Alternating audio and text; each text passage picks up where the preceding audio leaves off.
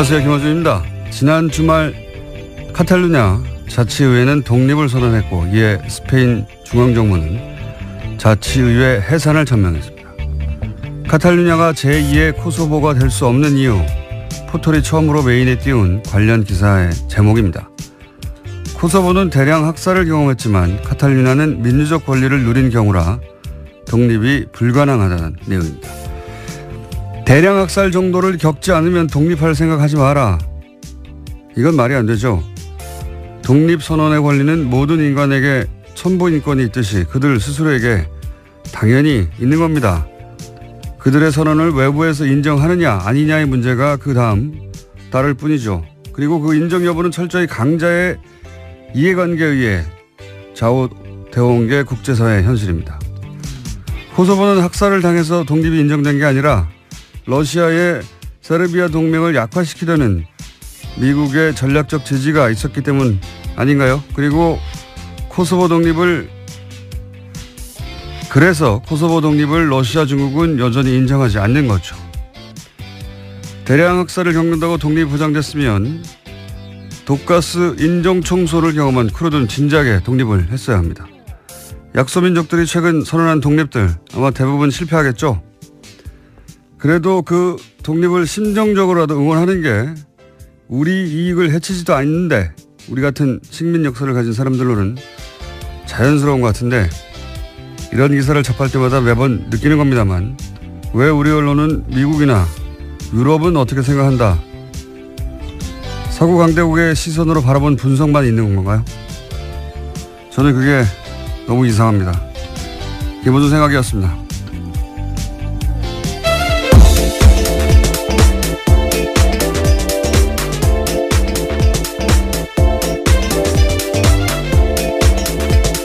시사인의 김은지입니다. 네.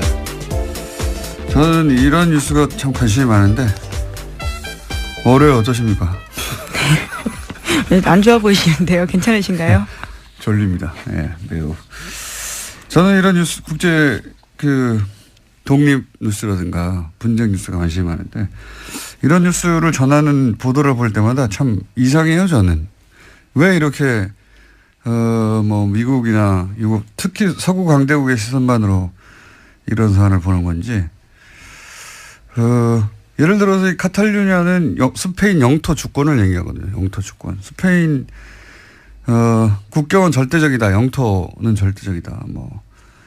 그런데 미국도 그걸 지지하고 있고요. 근데 이제 코소보 때는 미국은 세르비아의 영토 주권보다는 코소보의 민족 자결을 응원했어요. 예. 근데 그 이유가 정반대죠, 지금하고는. 지금 이걸 그대로 적용하면 카탈루냐 독립을 지지해야지, 미국이. 예. 그러니까 지금 코소보가 인종청소를 당했기 때문에 그런 거라고 유럽의 누군가가 얘기했더니 우리 기사가 됐는데 인종청소를 당하는 소수민족은 많아요. 오히려 쿠르드 같이 인종청소를 가장 많이 당했는데 가장 많이 배신을 당한 게 쿠르드잖아요. 미국한테. 예. 네, 계속해서 전해드린 바가 있는데요. 그건 상관이 없는 거고 사실은 실제로는 이게 이제 세르비아 동맹국이니까 러시아가 그래서 미국은 코소보를 지지한 거고 정반대도 있어요. 크림반도 때는 미국하고 러시아가 정확하게 반대로 행동합니다. 예. 크림반도 쪽에 러시아계가 독립하려고 할 때는 러시아는 또 민족 자결을 지지한다고 하고 그다음에 미국은 영토 주권, 우크라이나 영토 주권 지지한다고 하고 왜냐하면은 흑해 부동항을 누가 차지하느냐를 가지고 싸운 거니까 국제법상 무슨 대단한 원칙이 있는 것처럼 기사는 쓰는데 다 개뻥이에요. 강대들 자기들 마음대로 그때 자기들이 유리하면 지지하고 불리하면 반대하고 그러는 거죠. 강대국들은 자기 시선이 있잖아요. 자기 이익이라고 하는. 예. 우리 언론들도 우리만의 시각이 좀 있었으면 좋겠습니다. 이런 뉴스 전할 때. 항상 하는 얘기지만. 자, 첫 번째 뉴스는 뭡니까? 네, 국정원 관련된 소식 계속 전해드리고 있는데요. 오늘 아침도 똑같습니다. 박근혜 정부에서 남재준 국정원장이 소위 7인회를 꾸렸다라는 보도가 오늘 아침 한겨레 신문에 나왔는데요. 매주 수요일 회의를 열었다라는 겁니다. 여기에서 이 7인회가 검찰의 댓글 수사를 대비한 가짜 사무실을 만들고 남북 정상회담 회의록을 공개하는 등 주요 정치 공작을 해왔다라는 건데요. 이 7인회 멤버에는 어제 검찰에 출석한 장호중 전 부산지검장 등이 포함되어 있습니다. 이 양반들은 7인회 같은 걸 좋아하나 봐요. 박근혜와 7인회도 예전에 나왔던 얘기죠. 예, 그렇죠. 근데 이제 남재준 국정원장도 본인이 국정원장 재직 시절에 7명을 꾸려와서 주요 사안을 결정했다 이거 아닙니까? 예. 네, 파견된 검찰 공무원 2명까지 포함해서요. 다양한 사람들이 있습니다. 대령 출신도 있고 육사 출신도 있고요. 예. 국정원의 컨트롤 타워였던 거네요. 유행인가 봅니다. 유행. 예. 박근혜 7인회도 사실은 탄핵 국면에서 초기에 도대체 누가 첫 번째 담화에서 사과를 바로 그렇게 하도록 유도했는가, 결정했는가 그 얘기도 등장을 한번 했었죠. 여전히 미스테리입니다. 사실은 정치적 자살행위인데 JTBC 태블릿 보도 직후에 그렇죠. 바로 다음 날. 예, 바로 다음 날에 인정했는데 그때 인정 안 했으면은 여기까지 못 왔다고 보는데 저는 누가 그 결정을 했을까요? 박근혜 전 대통령의 정치적 감각으로 스스로 결정했을 리는 없을 거고 아직도 미스테리예요. 예. 어쨌든 남재준 국정원장도 유사한 7인회 소식을 갖고 있었다. 근데 특히 이제 국정원 출신이야 그렇다고 치더라도 검찰 출신들을 현재 굉장히 고위직입니다. 현직입니다. 게다가 예. 현직 검찰 소속으로 있는 사람들인데 그 사람들이 7인회라는 게 이제 처음으로 밝혀진 거고요. 관련 뉴스가 많아요 여기 그죠? 예, 이들 국정원 파견 검사 같은 경우에는요. 국정원의 변호인 노릇도 했다라는 건데요. 조직적으로 검찰의 수사를 방해했다라는 겁니다. 특히 국정원 댓글 수사를 방해한 건데 최근에 검찰이 이와 관련된 대응 문건을 확보했습니다. 이 문건에 보면요. 당시에 파견된 검사들이 국정원의 의견서를 써주면서까지 검찰의 수사를 방해하면서 깊이 관여했다라고 합니다. 이게 이제 자신이 어디 소속인가에 따라 지속적으로 그 권력의 하수인 역할을 한 거죠. 사실 검찰 출신으로서 윤석열 검사나 혹은 최동욱 당시 검찰총장이 막 날아가지 않습니까? 예. 그러니까 자기가 평생 속했던 조직의 선배 수장들이 막 당하는데도 상관없는 거죠. 예.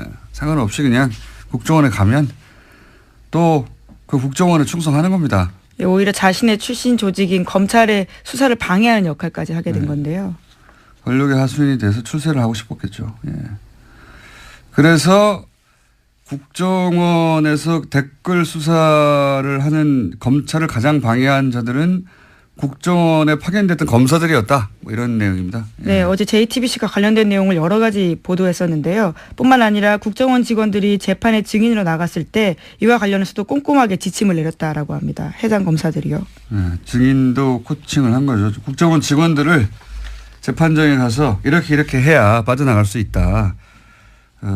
그때 이제 재밌는 건 그때 당시 재판에 출석해서 그런 증언들을 쭉 했는데 나는 모른다. 종북 세력을 대응하기 위해서 그랬다 했는데 최근에 다시 검찰 수사를 그 국정원 직원들이 이제 새로운 혐의 사실로 나왔으니까 받고 있는데 그때 했던 말들 다 거짓말이었다고. 네, 다 실토한 거죠 이제. 실토하고 있습니다. 예, 실토하고 있고 그럼 그때 거짓말을 시킨 사람이 누군가 이렇게 따져 들어가 봤더니 국정원 내에 파견 갔던 검찰 출신들이었다. 예. 네. 그런 검사들이었으니까 국정원을 파견시켰겠죠 또. 예. 속속들이 밝혀지고 있네요. 네, 그래서 지난주 금요일에 검찰이 장호중 전 부산지검장 등을 비롯해서 7명의 사무실과 자택을 압수수색했습니다. 또 주말 동안에는 이재영 검사와 서천호 전 차장, 장 전 지검장을 소환 조사했습니다. 현재는 전보 조치돼가지고요. 부산지검장 자리에서 내려왔습니다. 그게 이제 검찰 내에서도 예를 들어서 검찰 내에서 검찰 출신들이나 검찰 지검장이 굉장히 높은 사람이거든요. 예. 네, 그렇죠. 지검장 정도로 수사할 때 반발이 있거나 또는 잡음이 있을 수 있는데 이건 없어요. 예, 없는 것이 검찰 내에서도 동정을 받을 여지가 전혀 없는 것이 검찰이 수사하는데 검찰을 수사를 방해하려고 가짜 세트를 만든 거 아닙니까? 지금 그걸 했던 사람들이라는 거죠 지금. 예. 세트로 가짜 사무실을 만들어 놓고 가짜 서류를 잔뜩 그 안에 집어넣어 놓고 거기를 압수수색하도록 한 사람들이 사실은 그런 일을 결정하고 컨트롤 타워 역할을 하고 이제 뭐 증언을 코칭하고 하는 게 다 검찰 출신이었다. 그런 얘기입니다. 네, 그 관련 뉴스가 쭉 많고요. 근데 그분들이 지금 구속됐다 또는 수사받고 있다. 그렇죠. 예, 이런 얘기들. 저도 뉴스가 너무 많이 쏟아져서 도대체 누가 구속됐다는 거지. 예. 대꾸 수사하고 있는데 그래서 검찰 출신들이 이런 일을 했다는 게 이제 관련 뉴스로 많이 쏟아졌습니다. 주말에. 네. 자, 다음은요. 네, 2008년 이건희 삼성 회장이 차명 계좌에 숨겨둔 4조 4천억 원대 돈이 있었다라는 바를 말씀드린 바가 있는데요. 차명 계좌에 부과되기 때문에 세금을 내지 않았었습니다. 당시에 금융당국의 판단이 그랬었는데요. 하지만 이 사실이 드러나자 최근에 9년 만에 금융위원회가 차명 계좌에 대한 유권 해석을 원점으로 재검토하기로 했습니다. 그래서 과세가 가능하다라는 입장을 내놓을 예정이라고 합니다. 금융위원회 주요 인사들은 뭐 바뀌지 않았다고 해요. 정권이 바뀐 거죠. 예. 정권이 그렇죠. 바뀐 유권 것이고. 해석이 바뀌는 거니까요. 정권이 바뀐 것이고요. 과징금 부과 대상은 아니라고 했는데 이렇게 되면은 조 단위는 아니고 그죠? 예.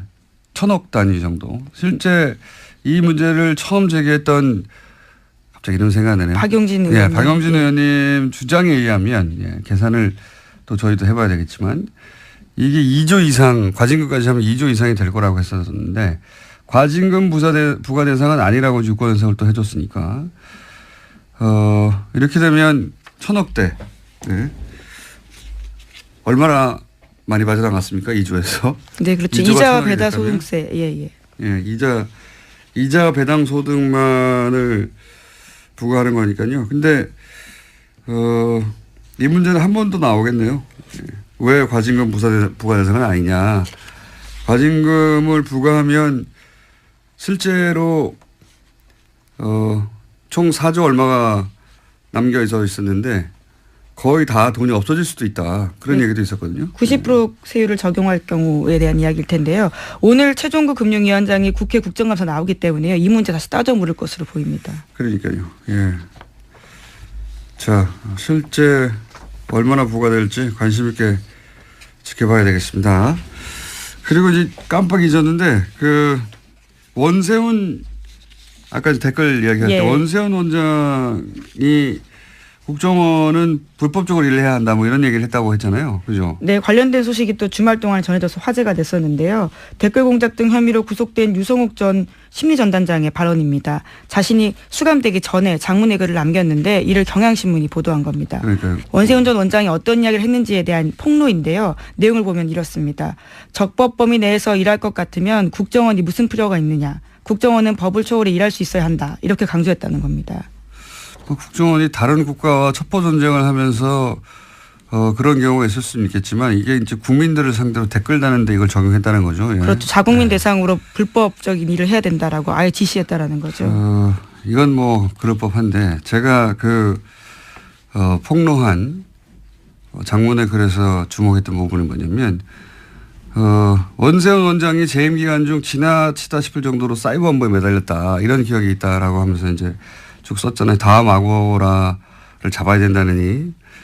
근데 이건 제가 지난번에 한번 얘기한 것 같은데 이렇게 원세훈 원장의 사이버 업무에 매달린 이유 자체가 이명박 전 대통령 때문이에요. 예, 이명박 전 대통령 취임 초기부터 그 청와대 행정관이 근무하는 사무실에 내려와서 그 여기저기 댓글 달라고 직접 지시했다고. 이건 제가 이명박 정권 초기에 들은 이야기입니다. 초기에. 대통령이 무슨 행정관 자리에 와가지고 그 등 뒤에 서가지고 여기 기사에 댓글 달라고 했을까 싶은데 그랬다고 합니다. 그랬다고. 그때부터 본인과 관련된 기사의 댓글에 대단히 민감했다. 댓글에 대한 집착을 보여주는 장면이에요. 네. 원세훈 원장의 집착이 아니라 이명박 전 대통령의 집착이었다고 저는 알고 있습니다. 그것이 뜻대로 안 되자 결국은 국정원을 그렇게 조직적으로 초반에는 그러니까 청와대 행정관들, 청와대 내에서 일부 행정관들이 그런 댓글 작업을 하다가 그 규모가 감당이 안 되니까 결국은 국정원이나 사이버 사령부로 그렇게 조직이 외부에서 전문적으로 커진 것이 아닌가라고 저는 추정하는데 여기서 확실한 것은 어쨌든 임기 초기에 행정관 근무하는 데 내려와서 PCD에 서서 그 일을 당했다는 사람으로부터 저는 건네들은 이야기입니다. 이건. 예, 그렇다면 이제 원전 원장의 입이 주목될 수밖에 없는데요. 이명박 전 대통령이 시켰다라는 진술만 남아 있는 겁니다. 글쎄요. 자신이 형을 살고 나서 그 다음 삶을 어떻게 그릴 것인가에 달려 있겠죠. 예. 이미 형은 확정됐으니까요. 네, 뭐 자. 아직 2심이긴 한데요. 사실상 확정입니다. 하나, 둘 정도 더 할 수 있을 것 같습니다. 예, 뭐가 있나요? 또 다스와 관련된 비자금 조성 의혹 문건이 나왔습니다. 2008년에 차명으로 보이는 10여 개의 개인 계좌에서 다스로 120억 원이 옮겨졌다라는 JTBC 보도 내용입니다. 이 내용은 저희가 잠시 후에 이 내용 전문가들이 두 분 있어요. 조진우 기자하고 안하곤 청장이. JTBC가 급하게 아침부터 단독을 한 내용이죠. 예. 간단하게 정리하면 2008년에 개인 명의의 계좌 43개가 다스로 옮겨졌다 이런 내용인데 이 문건 자체가 주진우 기자가 사실은 들고 나왔던 문건 제가 이 방송에서 얘기했던 내용입니다. 예. 네, 분홍 보따리에 쌓여져 있던 그 문건이죠. 네, 이 자세한 얘기는 잠시 후에 하기로 하고요. 자, 다음 뉴스 하나 아직 2분여 남았네요. 2개 정도 더 할 수 있습니다. 예. 네, 자유한국당이 현재 국정감사 보이콧하고 있다고 밝혔는데요. 하지만 다음 달 2일로 예정된 국회 정보위에 국정원 국정감사에는 참여하겠다라는 의사를 내비쳤습니다. 정보위 자유한국당 간사인 이완영 의원이 어제 밝힌 바인데요. 국정원 개혁발전위원회가 연일 과거사의 일탈 행위를 찾아내고 검찰에 고발하고 있다면서 이 문제를 제대로 따지겠다라고 밝혔습니다. 이제 뭐 이건 다른 게 아니고 이제 국감이 끝났기 때문에 국감 이대로 국감 끝까지 안 들어갈 수는 없으니까 네 마지막 정보위원회는 들어가겠다고 하는 거겠죠. 예.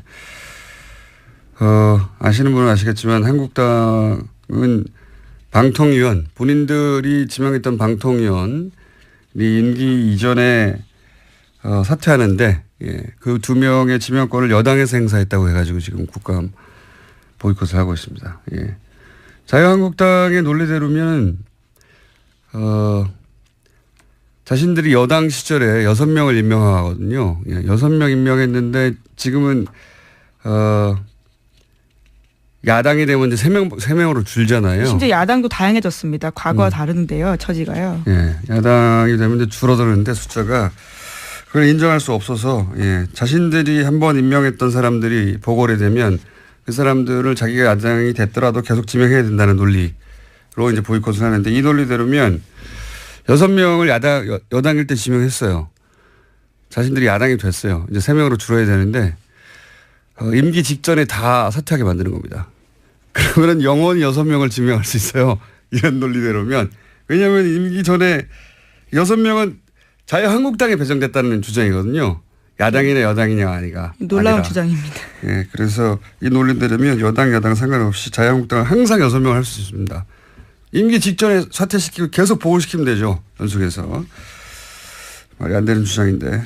어쨌든 그 이유 때문에 국감 보이콧을 했는데 큰 반향이 없자 예. 막판에는 참석하려고 하는데 그게 이제 마침 국정국감입니다. 뭐 있나요 또? 예, 하나 더 소식 전해드리면요. 예. 예, 김무성 바른정당 의원 등 당내 통합파 의원들이 어제 회동을 가졌습니다. 그리고 오늘 11월 1일에 개최 예정인 의원총회를 전후로 해서 탈당을 할 예정이라고 합니다. 선도 탈당 이게 아니라 한 번에 움직이려고 하는 거군요. 예. 네, 11월 3일에는 또 자유한국당의 박근혜 전 대통령 관련해서 출당 관련된 최고위원회가 있거든요. 여러 가지로 분수령이 될 자리가 있다라는 주장입니다.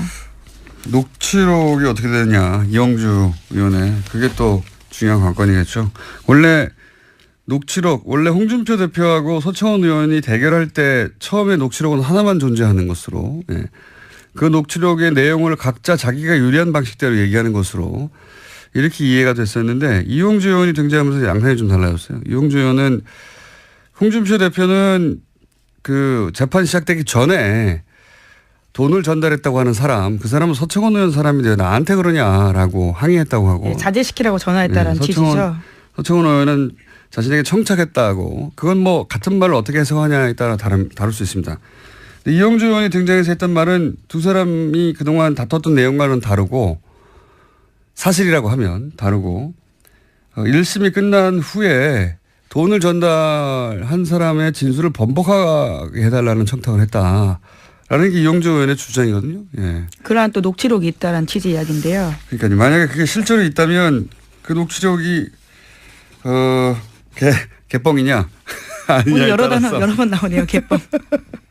왜냐하면 정치권에서 이런 녹취록이 있다는 공방이 뭔가 결정적으로 끝난 경우가 별로 없어요. 예, 녹취록이 있다고 막 하다가 흐지부지 사라지거나 녹취록을 들어봤더니 별거 아니거나 그런 경우가 많았거든요. 근데 이제 이 경우는 그 다른 당의 의원인데 녹취록이 있다고 들고 나왔기 때문에 그리고 이제 지금까지 얘기하고 다른 이야기를 했기 때문에 이 내용에 따라서는 사실은 홍준표 대표의 운명이 갈릴 수도 있고 서청원 의원이 이제 두 말 더 이상 할 수 없이 출당을 당할 수도 있고요. 또는 그 내용이 이용주 의원이 주장했던 것과 다르면 이용주 의원도 굉장한 타격을 또 입을 수도 있습니다. 어떻게 될까요? 녹취록이 이 주장 들으면 두 개에 해당되는 건데. 예. 네, 아직은 홍준표 대표와 서청원 의원 사이의 설전만 남아있는 상태입니다. 알겠습니다. 자, 오늘은 여기까지 하겠습니다. 시사인의 김은지였습니다. 감사합니다.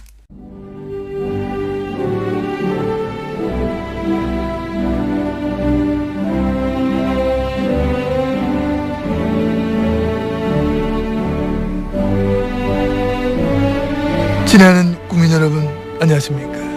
여러분의 귀염둥이 MB 만사 올렸습니다.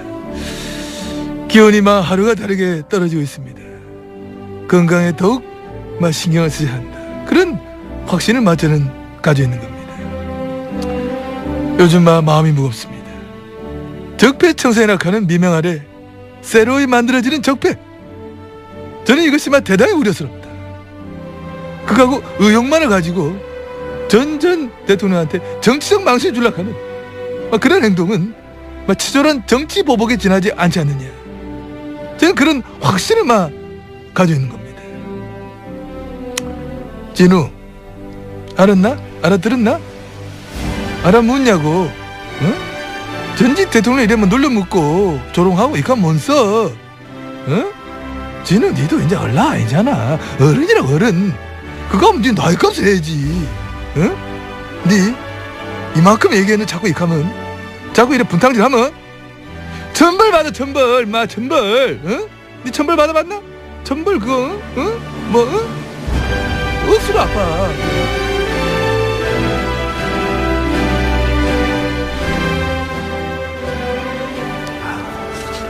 천벌 억수로 아파. 자, 주진우 기자, 안원구 청장님 나오셨습니다. 안녕하십니까? 예, 안녕하십니까? 안녕하십니까? 네, 오랫동안 이미 2달 이상 거의 3개월째 진행하게 된 이 코너. 저희가 처음 이 다스 얘기를 꺼냈을 때 굉장히 어려웠어요. 왜 구조부터 이해시켜야 되기 때문에 BBK 10년 전이 아니죠. 17년 전으로 거슬러 올라가서 또 땅이 있었다 이게부터 해가지고 참 복잡했는데 이제는 많은 분들이 이제 전체 그림은 이해하시는 것 같고 그리고 이제 많은 분들이 그래서 다스 누구 거냐고 묻기 시작하셨습니다.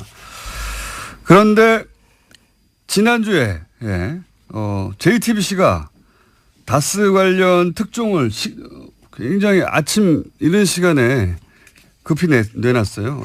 비자금을 찾았다. 비자금으로 의심되는 계좌를 찾았다. 예, 비자금 계좌라고. 근데 이제 그 내용을 자세히 듣고 보니까 이거는 우리가 2달 전에 다뤘던 문서 이야기 같은데. 안원구 청장님 아닙니까? 예, 지금 이쯤에서 제가 좀 고백을 해야 될 게 있는데요. 그 주진우 기자가 찾은 문건 속에 그 비자금으로 보이는 명단들이 있었지 않습니까? 그걸 제가 하도 아무도 안 받길래 제가 그 JTBC에 그걸 줬어요, 사실은. 주진우 기자한테 상당히 미안하게 생각하는데. 아니 그 말은 하고 해야 될 거 아니야, 말은. 아니 근데 그렇게 해서 JTBC가 아주 제대로 그 기사 그 문서의 의미를 저희는 읽고 지나갔었거든요. 뭐냐면 이건 김재정 씨 차명 계좌, 김재정 씨 이름 하에 관리되는 차명 계좌로 의심된다. 이것이 결국 비자금 아니겠는가 이런 식의 아주 짧은 코멘트만 하고 넘어갔어요. 예. 예, 그랬는데 여기서 JTBC는 뭐랑 매치를 시켰냐면 이거는 JTBC의 공입니다. 공인지 실수인지 앞으로 밝혀지겠지만 2008년에 이제 정호영 특검이 있었습니다. 정호영 특검이 도곡동 땅에 소위 말해서 BBK 특검이었죠. 예, BBK 특검. 덮어주기 특검이었죠. 예. 그 특검 때 실제로 다스의 차명 계좌로 약 뭐 120억 대의 비자금이 조성된 거를 찾고도 덮어버렸다. 이런 얘기 저희 방송에서 몇 번 했는데 액수가 거의 비슷해요. 예. 아, 그래서 JTBC는 이 소위 이제 정호영 특검이 덮었다고는 120억 대 비자금의 계좌를 확보한 것으로 이해한 겁니다. 그렇게 지금 보도가 나갔고. 예. 네. 네. 그럴 수도 있죠. 그것도 안홍구청장의 공이 큰 것 같은데 아니에요. 아니에요. 그 정호영 특검이 찾은 그 비자금은 네. 그때 당시 사장 김성우라는 사장이 그 권안무개 전무랑 해서 관리하던 따로 MB는 모르던 자금이었어요. 그래서 그 MB는 모르던 비자금을 찾아서 MB 쪽 다스한테 돌려준 게 그때 100억 원대 그 자금이었고. 이명박 전 대통령이 모르던 비자금이 있을 수 있습니까? 그거 모르는 것으로 했겠죠. 자, 2007년까지는 네. 다스는 이명박의 회사고 이명박이 수시로 돈을 찾아가요. 그러기 위해서는 전산화를 시키면 안 돼서 수기로 장부를 만들었어요. 수기로. 그래서 장부를 만들고 돈을 계속 빼갔습니다. 선거 때마다 이렇게 빼가고 왔다 갔다 했는데 워낙 그렇게 장부도 제대로 안 되고 전산화도 안 됐으니까 이거 빼먹기 좋지 않습니까? 그럼 이명박 전 대통령 잘못이 없죠. 그 비자금에 대해서 몰랐다면. 자, 100몇억에 대해서는 없는데 그것만 비자금이냐? 그것 말고 또 있어요. 이번에 나왔던 그거는 이것 말고 또 다른 비자금이었고요. 아니 그러니까 이제 그러면 정리를 해보자면 정호영 특검이 찾았던 120억 그 비자금은 그러니까 MB는 모르고 그 임직원들이 해먹다가 걸린 돈이었어요. 라고 지금 주진우 기자는 알고 있는 것이고. 그럼 그 자금들을 다스로 옮겼는데 그 그걸 현실화한 것이다 이런 네네 그렇죠. 그렇습니다. 그 부분은 또 다르게 얘기했는데 지난번에 우리가 방송에서 대통령 되기 전에 못 알아듣고 있어요. 지금 혼자 진도 나가지 말고. 자, 지난번에 저희가 대통령 안가에서 대통령이 되기 직전에 그러니까 당선자 시절에 안가에서 뭐 이동영이라는 사람이 오고 어떤 사람이 와서 사장을 잘라라 말라 이렇게 해서 안가에 왔다는 얘기를 잠깐 했었어요. 근데 그때 잠깐만 혼자 막 진동하는데 한 달 전쯤에 이명박 전 대통령이 된 이후로도 다스의 인사와 관련해서 직접 지시를 안가에서 내렸다 이런 얘기를 한 적이 있습니다. 네. 그 내용을 지금 혼자 막 진도 나가고 있는 거예요. 그런데 자, 인사와 그 비자금 얘기였는데 비자금을 어떻게 처리할 것인지에 대한 회의가 그때 있었어요. 그런데 다스의 비자금은 너무나 많아서 그 120원 그 특검이 발견했던 120억 덩어리는 다른 덩어리고요. 이 장부 이게 원장이 여기에요. 연필로 이렇게 메모하고 했던 원장인데. 그럼 그건 내한테 준 거 아닌데? 그거예요. 잠깐만 기다려보십시오. 또 새롭게 나왔네요. 이거는 그거 아니에요? 저거 아니에요? 이거 아니고 그때 당시 또 다른 거예요. 그럼 여기 있어. 비자금이 여러 갈래가 있었네요. 자, 그러니까 비자금이 여러 갈래가 있고. 아니 이런 회의는 밖에서 다 하신 다음에 들어오셔야지. 아니, 지금 여기 비자금 덩어리는 여러 덩어리가 있고 120억은 다른 겁니다. 비자금이 잠깐만 정리를 다시 하자면 이게 무슨 얘기를 하고 있냐면요. 못 알아들어요. 이렇게 가면. 자, 저희가 2달 전쯤에 김재정 씨는 다스의 소유주라고 이명박 전 대통령이 주장했던 처남입니다. 근데 사망을 하죠. 사망을 해서 사망을 했을 때 김재정 씨와 몇몇의 차명으로 관리되던 계좌가 40개 이상 있었어요. 예, 그 계좌에서 약 120억이 회사로 들어갑니다. 다스 회사로. 그 문서에 대해서는 저희가 2달 전쯤에 김재정 씨 관리하에 있던 차명이 사망을 하자 아마 들어오나 보다 이렇게 설명을 했고, 근데 JTBC가 이 문서를 2008년에 정호영 특검이 120억대 비자금을 조성했다고 하는데 요게 요 돈이구나 라고 추정된다고 보도를 했어요. 했으나 제가 설명 좀 주진우 해줄게요. 기자의 주장은 그 돈은 그 돈대로 따로 있고 예. 더 좋은 뉴스죠. 예. 또 있다니까. 아니 그렇죠. 비자금이 많이 있었어요. 비자금 그 돈은 그 돈대로 100억대 따로 있고 100억대 덩어리는 여러 덩어리가 있었어요. 제가 비자금을 하나만 공개할게요. 저한테 기자들이 취재하기 좀 버겁고 어렵고 그러면 안원구청장한테 가시면 아까 단독도 막 주시니까 그러니까 자, 가면 됩니다. 다른 비자금 공개할게요. 여러 비자금 덩어리가 있어요. 100억짜리. 자, 2007년도에 그 대선 직전에 다스 실소유주 논란 나오고 그리고 검찰이 수사를 했어요. 특검 전에. 그때 그래서 자금을 자꾸 정리하게 되는데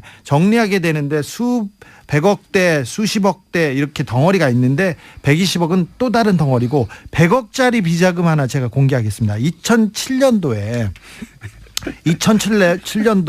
경주 외환은행 그 지점에서 문 닫기 30분 전이었어요. 그때 김진 사장 아시죠? 예, 알죠. 김진 사장 이영배라는 사람은 또 다른 다스의 차명회사 금강이라는 데 대표예요. 이 사람이 가서 100억짜리 수표를 한 장 찾았어요. 2007년 며칠 날? 2007년도에 예. 며칠 날인지는 몰라 나도. 경주 외환은행 지점에서 100억짜리 수표를 사장과 이영배 금강 대표가 가서 100억짜리 수표를 하나 찾았다. 수표를 하나 찾아가서 MB한테 갖다 줬답니다. MB한테 갖다 줬다. 네, 그때가 언제쯤이었냐면 라고 이 누군가가 지금 제보를 한 제보했어요. 거죠. 그 뉴스를 보고 그 내부자가 지금 전화를 했는데 그런데 2007년이 아니라 BBK 특검이 끝나갈 때니까 2008년 초죠. 예. 2008년 초였고 꼬리볶음탕을 먹기 2, 3일 전이었다고요. 구체적인 날짜를 하고 있습니다. 꼬리볶음탕을 먹기 2, 3일 전. 그건 2008년 그 2월 달이죠. 네. 그 담당 직원은 아직도 다스에서 격리 직원으로 있는데 이 100억을 찾고 관여했던 사람은 조땡땡입니다. 조땡땡. 그렇습니다. 이건 또 다른 비자금입니다. 다스의 비자금입니다. 100억짜리입니다. 그 이건 비자금 심플한 거. 세 가지 종류가 일단 오늘 거론되고 있습니다. 네. 하나는 2달 전쯤에 저희가 김재정 씨 사망 이후에 계좌와 번호가 쭉 나온 게 있거든요. 예. 그게 120억대였어요. 그리고 2008년 정호영 특검 때 비자금을 찾았는데 회사에서 덮어버렸다고 하는 비자금이 있습니다. 그 비자금과 김재정 씨 비자금이라고 추정되는 내용이 같은 건 줄 알았더니 다른 거예요. 다른 거라고 이제 주진우 기자는 주장하고 있고 JTBC에서는 아니 JTBC 몰라 그거 모른다니까. JTBC는 같다고 생각을 해서 네. 예, 그렇게 추정을 한 JTBC에서 것이고 본 자료는 예. 어떤 자료냐면 그 개인 명의로 돼 있던 그래 명의로 돼 있는 있던 자. 자금을 다스로 넘긴 자료죠. 그 다스로 옮긴 자료예요. 그러니까 그때 무슨 우리가 이야기냐면 설명한 게 맞아요. 예. 그 이야기는 뭐냐면 실시간으로 회의 중입니다. 지금 이 돈은 무슨 돈인가? 그 자금들은 이제 정호영 특검이 지금 추정해 보면 정호영 특검이 있다고 했잖아요. 그거를 아마 이제 있다고 해서 그거를 현실화 시켜서 덮으려고 했던 거 아닌가. 그럴 수도 추정했어요. 있겠습니다. 자, 근데 그럴 수도 비자금 있겠습니다. 덩어리가 지금 다른 덩어리가 하나 있죠. 한 덩어리만 더 얘기할게요. 이게 무슨 얘기냐면 정호영 특검이 비자금이 있다고 하니까 이게 두 분만 알아들으면 뭐해요. 정치 두 분이 회의는 밖에서 하고 방송 내용을 해야 되는데 두 분은 지금 합의를 봤습니다. 어떻게 합의를 봤느냐. 정호영 특검이 120억대 있다고 하는데 그러면 그게 비자금이 아니라고 예. 이제 맞춰야 되잖아요. 그래서 김재정 씨 차명 중에 120억대를 이렇게 두드려 맞춰가지고 그걸 해명하려고 했던 거 아니냐.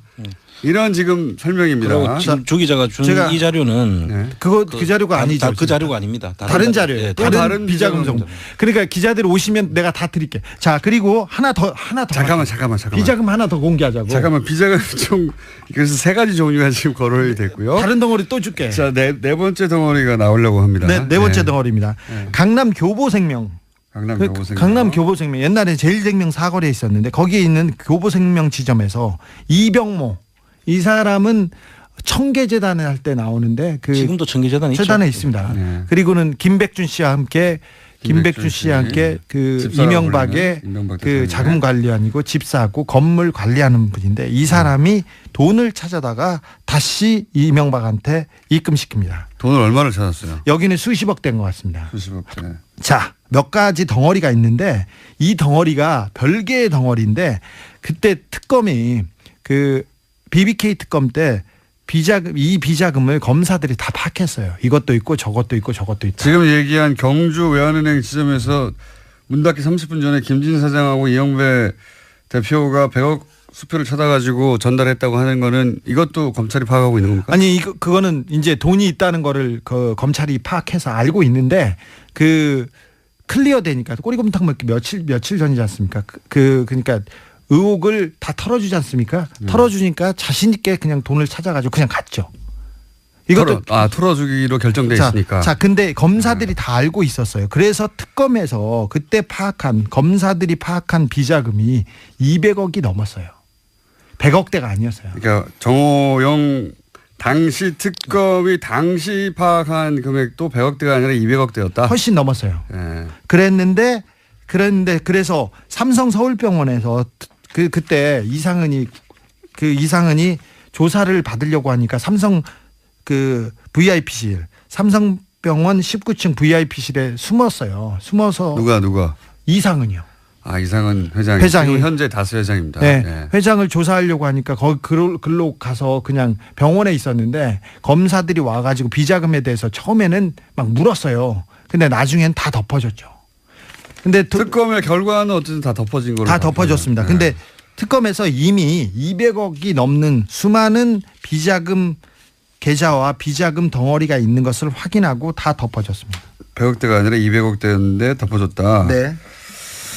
그러면은 또 JTBC가 보도한 것과 또 다른 또 관점인 거죠. 또 달라진 게 있네요. 여하간 JTBC는 JTBC 관점이 안원구청장 관점이니까 그 서류를 분석하고 그런데 얘기를 조금 더 해보자면 덩어리가 이렇게 있는 성격이 아예 다른 거라고요. 그러니까 JTBC의 관점이 자연스러운 관점이긴 합니다. 시기가 맞기 때문에 120억대가 있었다고 정호영 특검이 발견했는데 덮었다고 최근에 보도가 됐잖아요. 네. 그 금액과 이 금액이 대충 거의 비슷하기 때문에 거의 맞는데 거의 맞아서 그래서 다스에서 해외에 있는 계좌들을 가지고 120억을 만들었을 수는 있어요. 근데 하지만 그때 정호영 특검이 120억 원대 비자금이 나왔다는 거 한 것은 MB 몰래 딴 주머니 찬 다스의 임직원들이 만들어 놓은 비자금이었어요. 그러니까 또 다른 비자금 덩어리였던 거죠.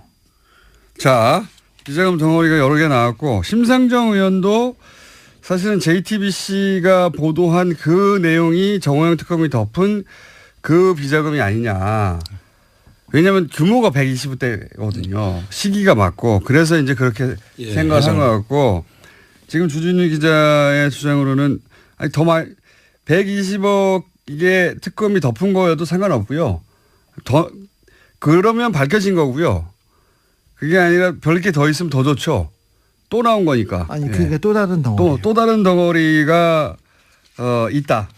그때 100억은 소위 이제 그 다스 내부에서 해먹은 비자금이고 그거 외에 또 이명박 전 대통령이 비자금을 받아갔던 것들이 몇몇이 있다. 네. 특정 외환은행과 특정은행과 교보생명 지점에서 등등.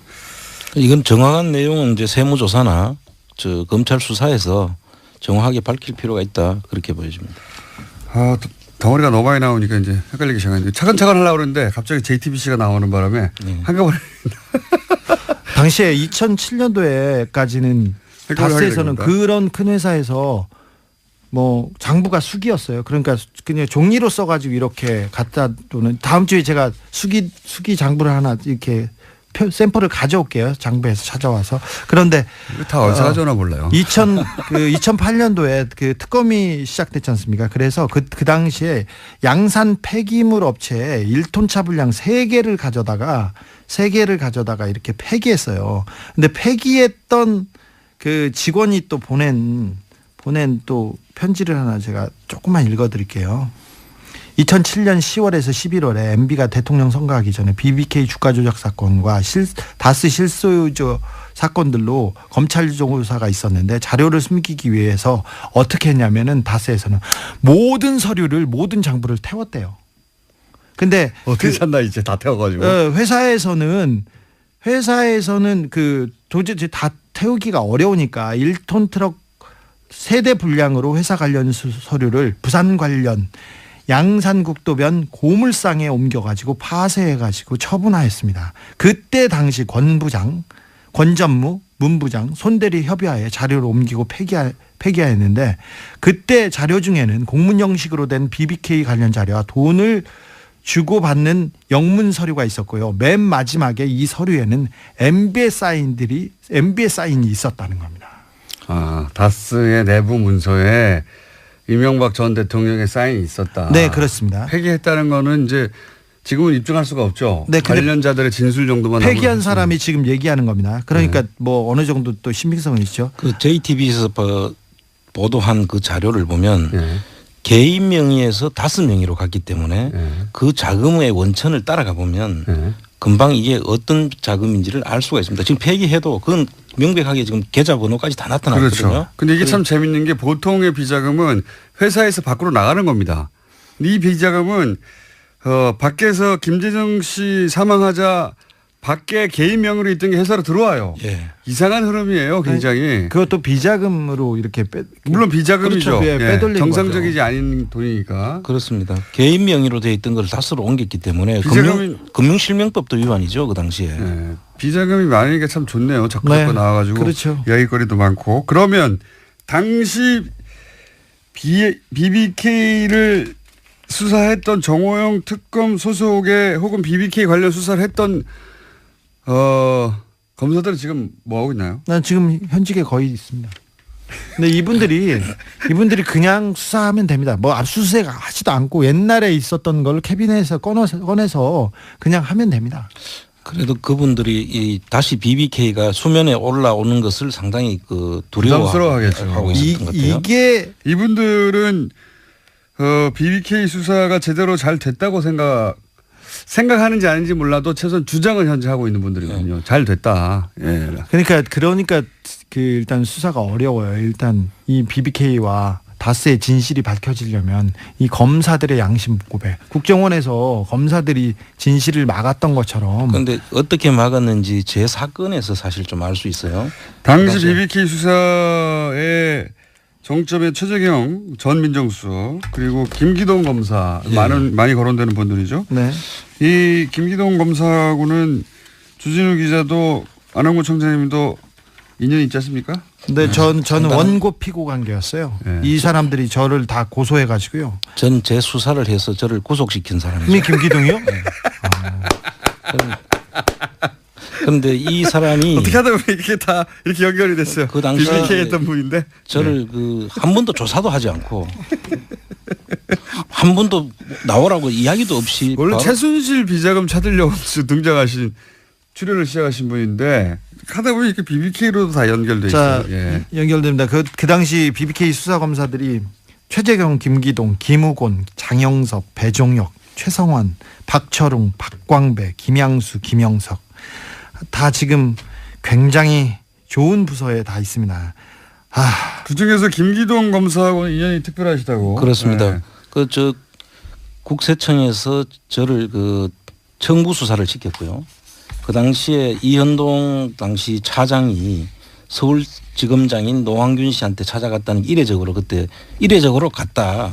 근데 그때 제 수사를 시키기 위해서 같은 것으로 이제 추정이 되고요. 그래서 그걸 수사를 한 사람이 김기동 씨인데 김기동 씨한테 그 당시 최재경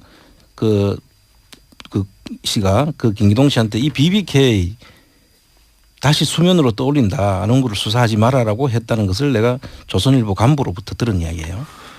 그래서 일화가 구체적으로 어떻게 된다고요? 일화가 서론이 길어가지고 어떻게 했다고요? 일화가? 이제 김기동 씨가 수사를 김기동이 담당 검사였는데 예. 김기동이 검사하려고 했더니 최재경 전 검사가 최재경 씨가 안홍구 수사하지 마라. BBK 다시 떠올릴 수 있으니까 이렇게 말렸다고요? 그렇죠. 말렸다는 것을 이제 조선일보 간부가 저한테 이야기를 해줬고요.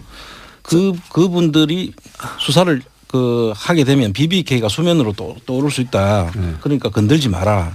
이렇게 이야기를 했다는 거예요. 자, 어쨌든 구속되셨고요. 자, 김기동 검사는 1년만 갔다 오셨고 그래서. 네, 예. 네. 김기동 검사는? 네, 김기동 검사는 김경준한테 자기한테 형이라고 부르라고 하면서 형량을 네가 이명박을 빼주면 형량을 그런 딜이 줄여줄게 있었다는 주장을 김현준 씨가 했죠. 했죠. 메모에도 나오고요. 그다음에 그 이후에 김기동이 중간중간에 계속 나옵니다.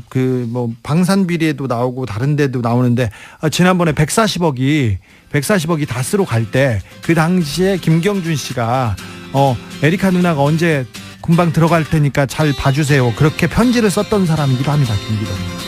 그렇죠. 예. 주진희 기자, 안하고 청장이었습니다.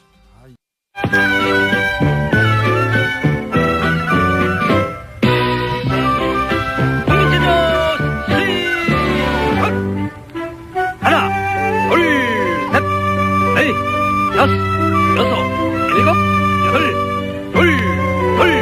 셋, 넷, 다섯.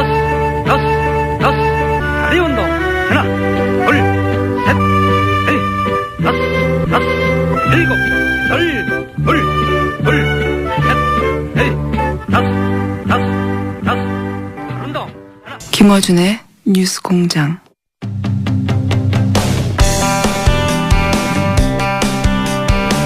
중국 공산당이 시진핑 1인 체제로 심지어는 황제로 등극했다라고 하는 언론 보도 최근에 많이 나오고 있습니다. 그런데 이건 잘못된 분석이다.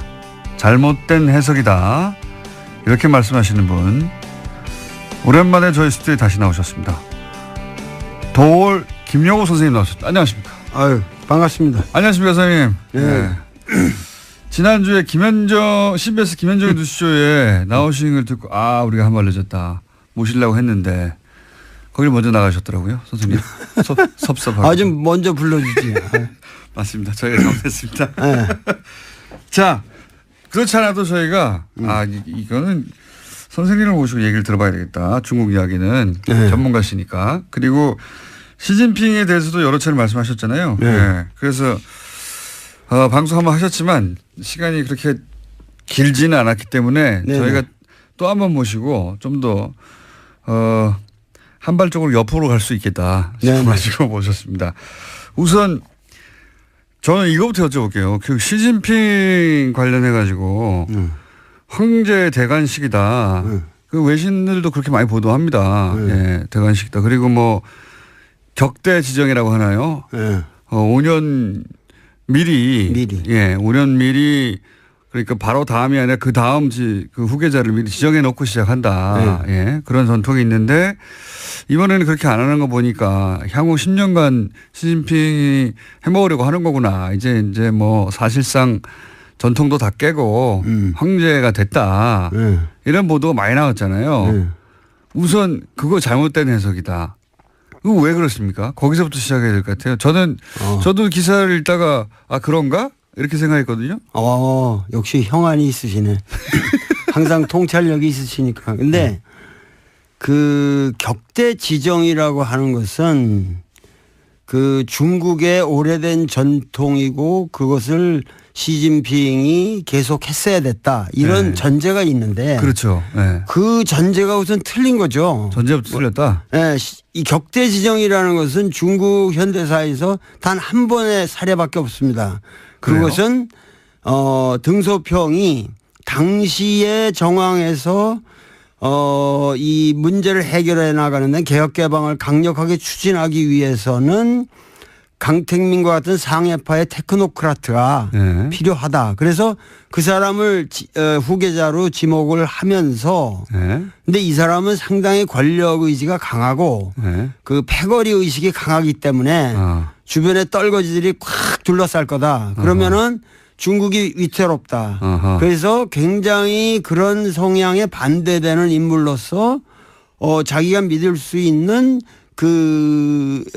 누구야 후진타오 호금도라는 인물을 다음에는 네가 10년 해먹고 그거 끝난 다음에 반드시 호금도로 해라.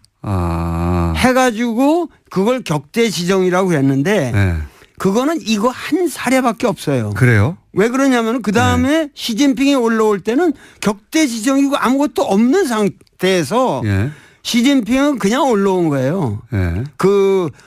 이 소위 말해서 강택민 상해파와 이 호금도 후진타오. 예. 후진타오 공청단 이 안휘성 사람인데 안휘파들 뭐 이래 가지고 그 사이에서 서로 견제할 때. 하다가 엉뚱한 전혀 그 물망에 없었던 인물이 갑자기 튀어오르게 된 거예요. 아, 그러니까 두 파를 견제시켜서 네. 격대 지정이라는 게 오랜 전통이 아니라 네. 유파가 계속 집권하게 되면은 이제 문제가 생길 것 같으니까 네. 미리 정반대파를 지목해 뒀고 진복해도 없고. 그게 첫 번째 사례일 뿐 그 이후로는 이런 전통에 의해서 계속 굴러간 게 아니다. 아니죠. 그래서 이 시진핑이라는 사람은 격대 지정과 무관하게 계파 간의 이 밸런싱의 문제로 갑자기 이상하게 튀어올라가지고 된 사람이에요. 이쪽 파도 아니고 저쪽 파도 아니고. 저쪽 파도 아니고. 그리고 양쪽 파를 자기가 된다면 다 졌거든요. 어떤 의미에서. 그러니까는 이 5년 동안에 이 사람은 굉장히 피눈물 나는 노력을 했고 그 5년간의 결실 이후에 사실은 격대 지정할 이유가 없는 거죠. 왜냐하면 자기가 원하는 그러한 정책을 강력하게 밀기 위해서는 또다시 황태자를 만들면 이건 구식이란 말이죠. 그거는 봉건적인 그 지정 방식이거든요. 그러니까는 오히려 그런 것을 사실은 격대 지정을 안 한 것이 사실은 민주적인 정치 제도의 발전입니다. 오히려. 그렇죠. 오히려 그것은 중국 공산당이 나아갈 굉장히 훌륭한 길을 예시한 거예요. 왜 이런 얘기를 하냐면은 네. 그런 것뿐만 아니라 개인적인 이런 누굴 황태자를 지정하고 뭐 이런 것뿐만 아니라 이것을 제도적으로 정착시키기 그러니까 제도적인 어떠한 그 위반 사례가 없는 굉장히 치밀한 공정한 결정이라고 하는 것을 입증하는 것이 예. 더 중요한 거는 칠상팔하라는 거거든요. 칠상파가 뭡니까? 칠상팔하. 738하. 67세까지만 정계에 올라갈 수 있고 68세가 되면 정확하게 니들은 샤다 물러나라. 그러면은 요번에 상무위원 이후 예를 들면 이 정치국 위원 25명 뿐만 아니라 그 밑에 뭐냐면은 204명의 중앙위원들 이 전체가 정확하게 칠상팔하의 원칙을 지켰습니다. 68세는 한마디로 말해서 한 명도 없다는 거예요. 이것은 뭐냐면 중국의 리더십이 세대별로 정확하게 교체되는 룰을 확고하게 만든 거예요. 이것은 동시에 다음 차기 5년 후에 이 시진핑은 69세가 됩니다. 아, 그래서 본인은 저절로 물러나게 될 때. 물러날 수밖에 없는 거죠. 그러니까 이 원칙에 의해서. 이 칠상팔하의 원칙이 중요한 건데 거기에 걸려있던 사람이 소위 왕치산이라는 사람이었거든요. 그런데 68세가 올해 됐는데 그 사람을 갖다가 중앙기율위원회 소위 말해서 부패청산에 가장 앞섰던 사람이고 이 사람이 계속 갈 거다. 그러면은 이게 황제 권력을 만드는 거다 이랬는데 그 원칙도 깨지고 그 사람이 스스로 물러났어요. 깨끗하게 물러나고. 그래서 중국 지금 정치인은 우리가 생각하는 거하고 달리 어떠한 제도적인 원칙에 의해서 그 공정한 게임을 갖다가 계속 해 나가고 있다는 거예요. 그러면은 후진타오가 격대 지정을 안 했지만 67세라는 원칙을 이번에 스스로 지켰기 때문에 그렇게 지켜서 인선을 했기 때문에 자기는 다음번에 자동으로 올려서 자기가 이제 사라질 거를 지금 예언한 것과 마찬가지죠. 예언한 거죠. 그 자기가 나는 내가 1인 독재 이런 거 관심 없다. 격대 지정의 방식이 아니라 이런 식으로. 그래가지고 니들 앞으로 내가 옛날에 황태자 이런 것이 뭐냐면 굉장히 무리가 많았거든요. 이 보실라의 문제도 있었고 항상 누가 지정이 되면은 거기에 또 부패고리가 나라비 쓰고 자기도 함부로 할 수가 없단 말이에요. 네. 그러니까 거기서 생기는 그런 식의 게임을 하는 게 아니라 최근에 우리한테 문제가 됐던 사람이 저 광동성 서기인 그 후춘화하고 그리고 이쪽 천민월이라는 인물이었잖아요. 모릅니다. 예, 이 천민월이라는 사람은 예. 이 사람의 그 절강성 시절에 이 고스트라이터였거든. 자기 쓰는 연설문을 전부 써줬던 문학 소녀 같은 사람인데 예. 그 사람하고 이 후춘화하고 이제 둘이서 격대 지정의 물망에 있다라고 얘기했는데 사실은 그런 방식으로 나는 취하지 않겠다. 그러고서 니들은 공정하게 앞으로 5년 동안 25명 중에 1인으로서 거기서 이제 경쟁에서 성장해라. 올라와라. 그러니까 지금 사람은 5년 전에 내가 뭐 미래 해놓으면 교통사고로 죽을 수도 있고 어떻게 될지 모르는 거 아니에요. 그러니까 나는 저기를 안 하겠다는 거예요. 그러니까 내가 다음 후계자를 지정하는 방식 자체가 비민주적이다. 비민주적이라는 거죠. 예. 예. 그리고 계속 젊은 세대가 정치 교체를 해 나가려면 그냥 나이로 자르면 된다. 그렇죠. 이런 원칙을 천명한 것이지 그러니까 황제가 안 되겠다고 한 것이다. 이게 거꾸로 안 되겠다고 한 것이죠. 그리고 이 전체 3시간 반에 예. 그 장문에 이거를 내가 다 들었는데 연설을 3시간 반이나 했잖아요. 그거 다 예. 들었어요. 내가 실시간으로.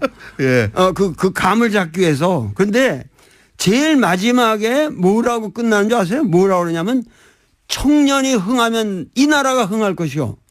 청년이 강하면은 이 나라가 강할 것이다.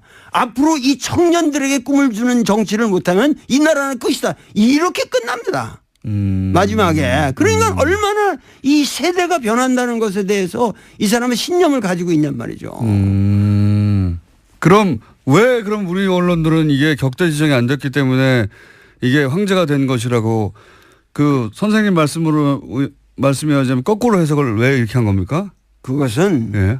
그 중국 정치의 내면을 보지를 않고 소위 말해서 이 시진핑을 보는 시각도 맨날 시진핑은 태자당이다. 이 태자당은 지금 그런 말 쑥 들어갔잖아요. 내가 옛날부터 그 넌센스다. 이 사람은 태자당도 아니고 전혀 그런 중국이라는 거를 갖다가 무슨 상해파, 태자당, 무슨 공청단파 이런 식으로 중국을 바라보면은 중국 정치를 근본적으로 보지 못한다는 것을 내가 옛날부터 얘기해 왔는데 이런 시각에서 중국을 분석하는 게 일본의 언론의 딱 틀입니까? 틀이에요. 아주. 그래서 우리나라 그 기자님들이 전혀 독자적인 견해를 가지고 중국을 바라보질 않고 지금 나처럼 아마 이 진지하게 이 연설문 하듯 읽고 분석한 사람들이 거의 없는 것 같아요. 그러니까는 없겠죠. 그러니까는 뭐냐면은 일본 기자들이 중국을 비하시키기 위해서 보는 시각에서만 본다는 거죠. 그러니까 저는 내가 중국을 뭐 이렇게 올린다 이런 게 아니라 우리가 정확하게 중국에서 무슨 일, what's happening, 거기서 무슨 일이 일어났냐고 있는 것을 정확하게 알아야만 우리의 미래를 위해서 중국을 어떻게 중국이라는 함수를 요리해 가느냐 하는데 정확한 전략과 그렇죠. 전술이 나올 수 있다는 거예요. 이거 완전 정반대 해석이네요. 그러니까 근데 그게 일본이 중국을 바라보는 시각을 우리가 그냥 번역하면서 고스란히 들여와서 그렇다는 거죠? 그렇죠. 네.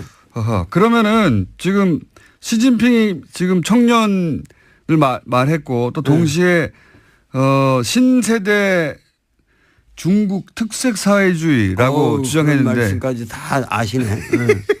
대단한 거예요. 이게 뭡니까? 굉장히 이상한 말이거든요. 신세대 중국 특색 사회주의. 신시대. 신시대. 근데 신시대 중국 특색 사회주의. 이거 시진핑에게 무슨 사상이 있냐? 사람들이 자꾸 묻는데 시진핑은 뚜렷한 사상이 있어요. 어떤 게 있습니까? 뭐냐면 이번 전체 여기 그 3시간 반의 연설을 치밀하게 분석해 보면 놀라운 게 있습니다. 무슨 얘기냐면은 공산주의라는 것은 우리가 이론적으로 여기 다 아시겠지만 뭐냐면 역사를 이 발전적으로 보는 거 발전 단계로 보는 것이고 그리고 그 역사가 그 변칙법적 발전을 하는 가장 추동력이라고 하는 것이 소위 말해서 생산력과 생산 관계의 모순이라는 거란 말이에요. 네, 마르크스의 주장에. 네, 마르크스의 주장에 그래서 그것이 생산 양식을 형성하는데 그게 하부 구조를 이루고 거기서 이제 상부 구조가 놀아난다 이런 얘기인데 이 사람은 완전히 그런 구태연한 틀을 깼어요.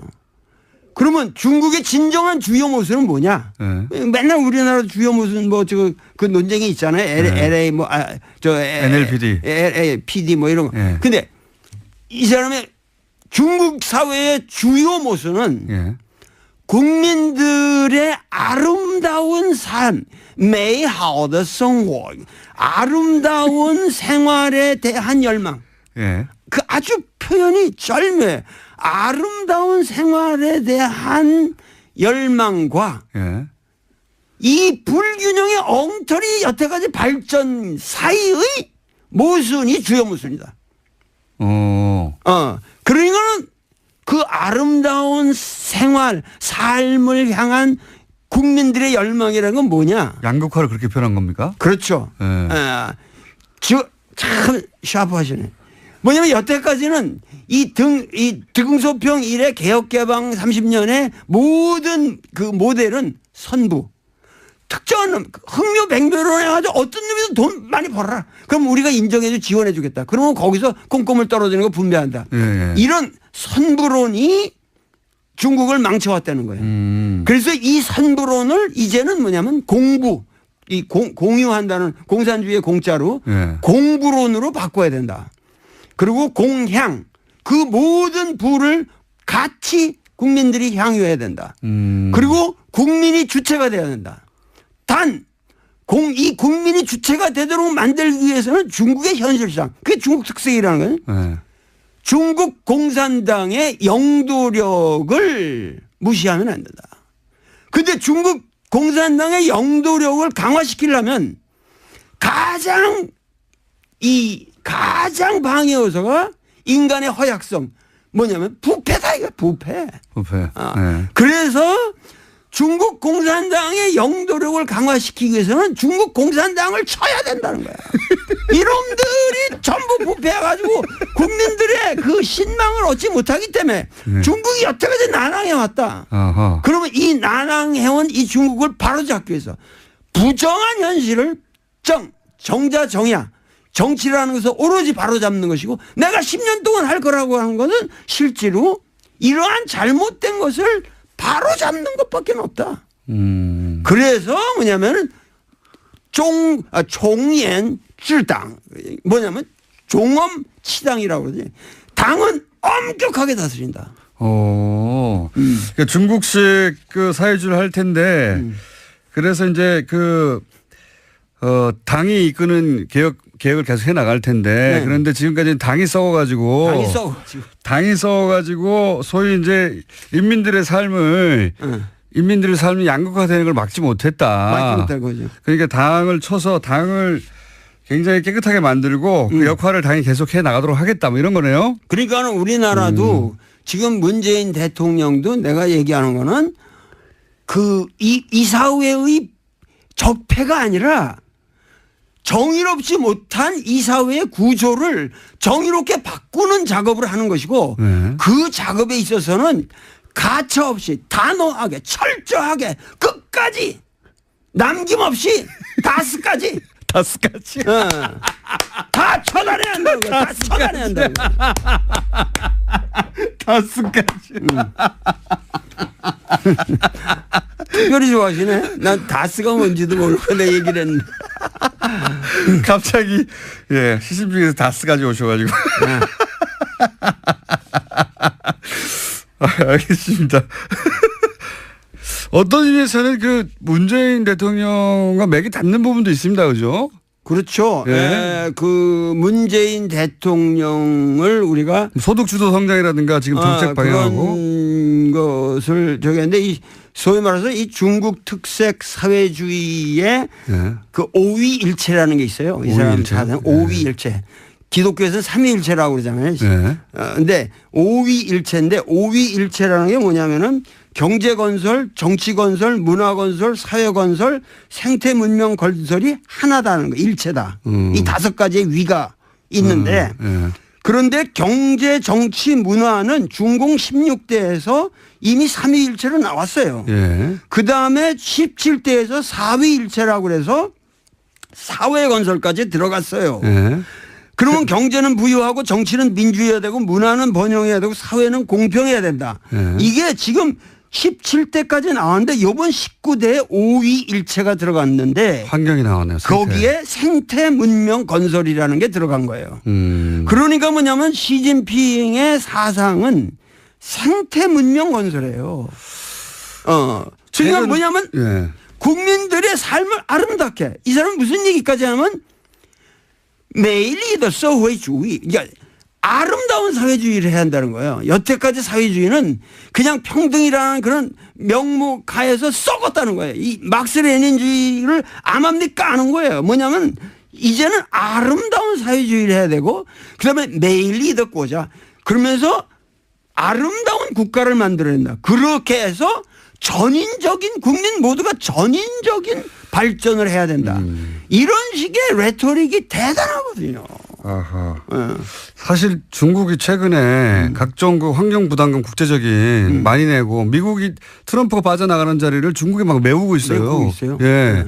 그게 근데 그런 데서 나온 거군요. 실제로 예. 중국은 이 태양광 발전에 있어서 세계 제1위를 맞습니다. 기술 면에서도 제1위를 달리고 있고 여러 가지 면에서 지금 뭐냐면 도시 계획도 뭐냐면 지금 아까 그 후춘화 같은 경우도 얘기지만은 그 사람의 그 잘못된 것이 뭐냐면은 그 사람의 몽골 비서 당서기를 할 적에 그 예를 들면 3만 명이 사는 지역에 10만 명이 사는 그냥 뭐 그 아파트를 지고 막 이런 식으로 예. 무자비한 개발들을 했단 말이에요. 그러니까 예. 이 사람은 지금 중국의 문제는 이런 무분별한 개발에 있고 그래서 이거를 막아야 된다는 거예요. 그리고 토지 관리라든가 그리고 특히 중국은 아직까지 농촌 인구가 30%나 됩니다. 그러면은 이것에 의한 중국의 농촌을 살리지 않으면 중국이 미국이나 이런 거랑 앞으로 그 대항할 때 중국의 특색이 없어진다는 거예요. 중국의 모든 자본주의적 모순을 사실은 중국의 농촌이 쿠션을 받아준 거예요. 그러기 때문에 이 환경 문제를 앞으로 이 도농 간의 격차라든가 이런 문제를 해결하지 않으면 이것은 우리가 지금 민족의 위기를 맞이한다. 그래서 이러한 근본적인 그러니까 공산주의의 원래 평등관이라고 하는 것을 이 사람은 생태 문명이라는 말로 바꿨어요. 굉장히 세련되게 변화. 세련됐죠. 그런 변화가 지금 막 일어나고 있다. 네. 중국이 실제 그랬고 또 실제 이상으로 더 씌워진 이미지가 이게 환경을 오염하고 네. 뭐 단기간에 급속도로 발전하면서 뭐 우리한테도 그 미세먼지도 중국이 주역이라고 하고 네. 등등 전 세계적으로 중국에 대한 이미지는 싸고 저렴하고 더럽고 네. 오염돼 있고 이런 거잖아요. 네.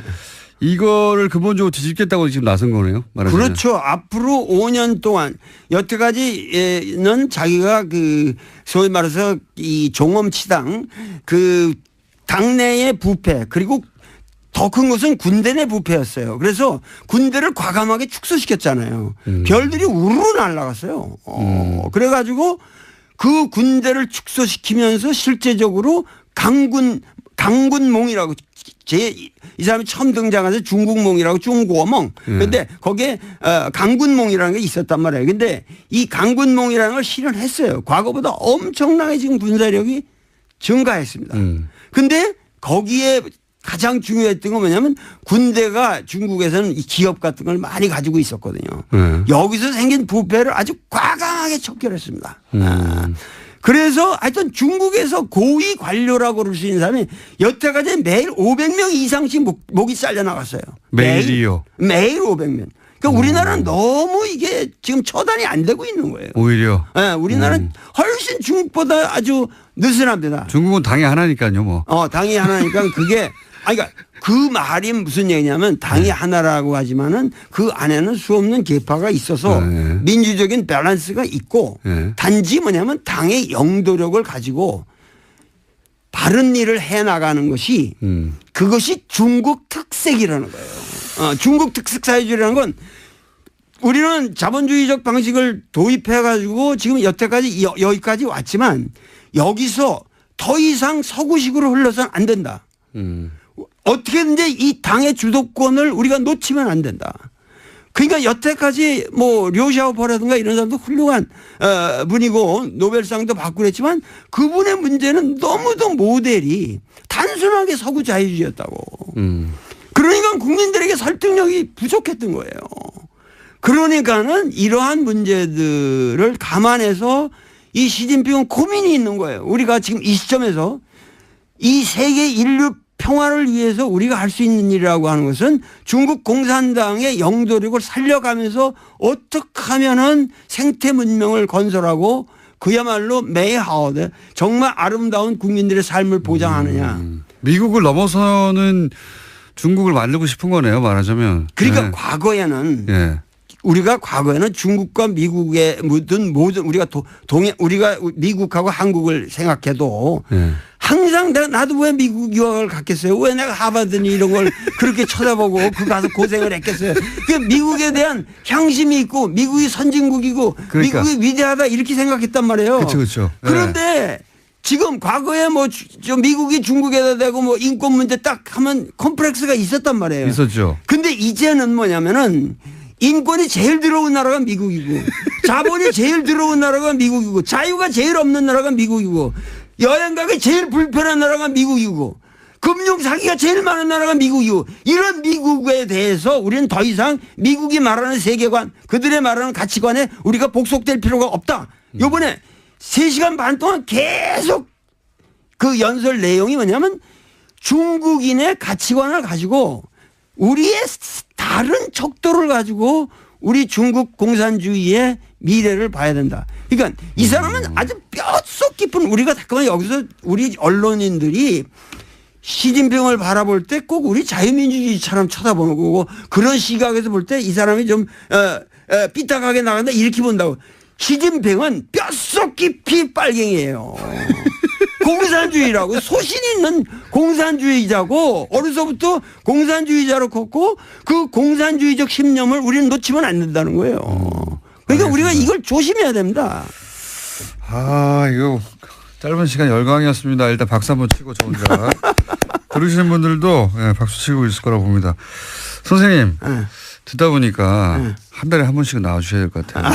맞아. 너무 오랜만에 나오니까 얘기가 많지. 듣고 싶은 얘기는 많은데 시간은 부족하고. 글쎄 말이에요. 선생님 한 달에 한 번씩 나와주시죠. 생각해 봅시다. 나는 어준이가 너무 좋아가지고. 어준이의 그 쾌활한 웃음이 없으면 우리 국민들이 참 서글플 거예요. 선생님 가시기 전에 단답형으로 몇 가지만 말씀해 주시죠. 시간이 거의 다 되긴. 이거 빨리 해야 되는데. 지나갔어요. 지나가서 오늘 질문 굉장히 많은데 질문 2개 했는데 여기까지 온 겁니다. 질문지는 10개인데. 트럼프는 어떤 사람입니까? 간단하게 얘기하면. 좀 시간은 지났는데 짧게 해주시죠. 트럼프는 훌륭한 사람이죠.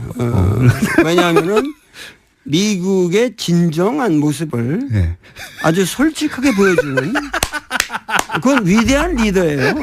여태까지 미국은 케네디부터 여태까지 쭉 뭐냐면 위장된 리더십이었거든요. 이 사람은 honest 리더십. 지금 미국의 수준을 그대로 드러내는 것이다. 그렇죠. 미국이 원래 그런 나라예요.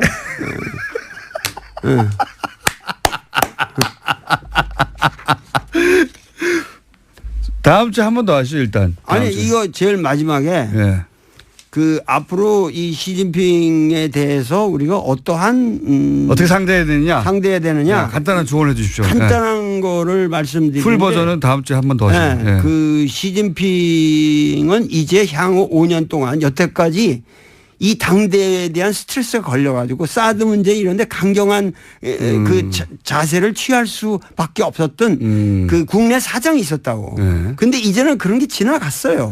그리고 개인 리더십이 강화된 것은 사실이고 그리고 카리스마가 이렇게 확보됐기 때문에 우리가 외교하기가 더 쉬워졌다는 거예요. 오히려. 네, 오히려 쉬워졌어요. 그래서 이 시진핑을 집중 공격을 해야 되는데 시진핑을 집중 공격하는 방향에 공략을 해야 된다는 거죠. 공략.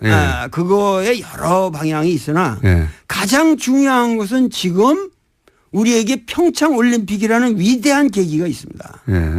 그렇기 때문에 이 평창 올림픽 다음에 그 다음 올림픽이 북경 올림픽으로 돼 있기 때문에 그 다음 개최국의 원수가 참석하는 것도 관례고 그리고 우리가 지금 이 문재인 대통령이 만나질 못했거든요. 여태까지 정상회담을 못했기 때문에 만나긴 했지만 정상회담 아니었고. 정상회담을 못했죠. 그렇기 때문에 정상회담 겸 해서 시진핑을 초청을 해야 되는데 내가 얘기하는 건 우리가 국민들이 매스컴이건 뭐든 그 사람이 폼나게 좀 올 수 있도록 폼나게 해줘야 된다. 폼나게 뭐냐면 이 남북 문제가 또 결리 있단 말이에요. 그러면 이 평창 올림픽을 하나의 세계적인 세계인들이 모이는 자리에서 이 시진핑으로 하여금 자기들이 말하는 중국에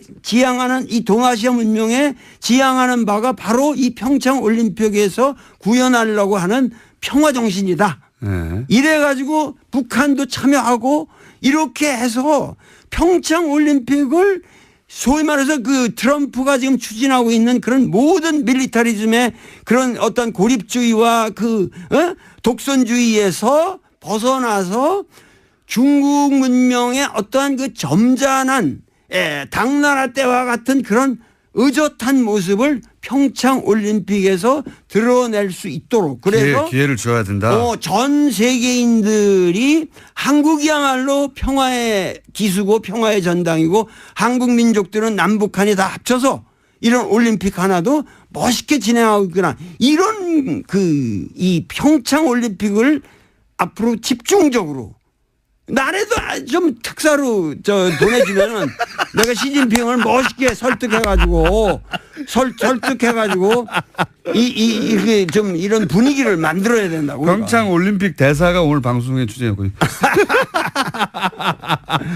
선생님 다음 주에 한 번 더 나오셔야 되겠습니다. 일단. 아유 이거 참 뭐 중요한 얘기가 너무 많고. 그러니까요. 저희 질문 2개 하다가 오늘 끝났어요. 뭐 한마디라도 더 물어볼 거 없어요? 선생님 시간이 다 돼가지고요. 그리고 오늘 이렇게 끝나셔야지 다음 주에 저희가 또 모실 수 있어요. 예, 아유 그렇습니다. 다음 주에 나오시는 것으로 그럼. 지금까지 도올 김용호 선생님이었습니다. 감사합니다. 네, 감사합니다. 1부입니다 이게. 불친절한 AS 김문지 기자가 연락을 했습니다. 한국당 국정원 국감 참석 시사는 했는데 안 한다고 다시 정정했다고. 뭐 이걸 내일 하지 또 이렇게 급하게 정정 와서 알려드리고요. 역시 도올 선생님에 대한 문자가 많습니다. 어쩜 이렇게 명쾌하게 통찰력 있게 도올 당신을 어찌하오리까 사랑하는 도올 최고 등등등 문자가 쏟아졌습니다. 네. 주장과 견해를 이렇게 전달하는 능력 대단한 거죠, 정말. 도올 선생님 천재입니다. 네. 자, 그 외에 플랜 다스의 개. 도메인을 선점했으니 연락 주십시오. 무료로 양도하겠습니다. 플랜 다스의 개. 그렇고요. 고발 하나 와 있네요. 토요일 날 여의도에서 안민석 의원에게 사람들이 잘생겼다고 하니까 안민석 의원이 표정 변화 없이 자주 들어요. 라고 고발합니다라고. 문자 하나 왔고요. 예. 런던에서 2시간 이동한 어느 시골입니다. 바로 뉴스공장 접속했습니다. 네. 당연히 그러셔야 되고요. 여기는 PGA입니다. 이 정도 돼야 문자하는 거 아닙니까? PG. 네. 내일은 투발로로 갑니다. 네. 거기서도 들리는지 알려드릴게요. 그 외에 다스는 누구 겁니까? 문자 엄청 많이 왔습니다. 네. 다스 경시대 한번 합시다. 다스에 대해서 네. 문제 만들고 경시대요. 괜찮네요. 저희가 경시대를 한번 하고 다만 상품은 드릴 수가 없습니다. 네. 르완다에서는 다스를 엔다니 다스라고 한답니다. 스리랑카 싱할라어로는 다스 가게더. 예, 뭐 인토네이션이 맞는지 모르겠으나 예, 그대로 읽으면 그렇습니다. 네. 오사카에는 텐지노인데 택시를 잡다가 예, 인터넷에서 듣고 있다가 다스 체조가 나와서 다스 체조하고 있습니다. 이런 문자 많습니다. 아, 재밌는 국민들입니다. 네, 참 재밌는 국민들이에요.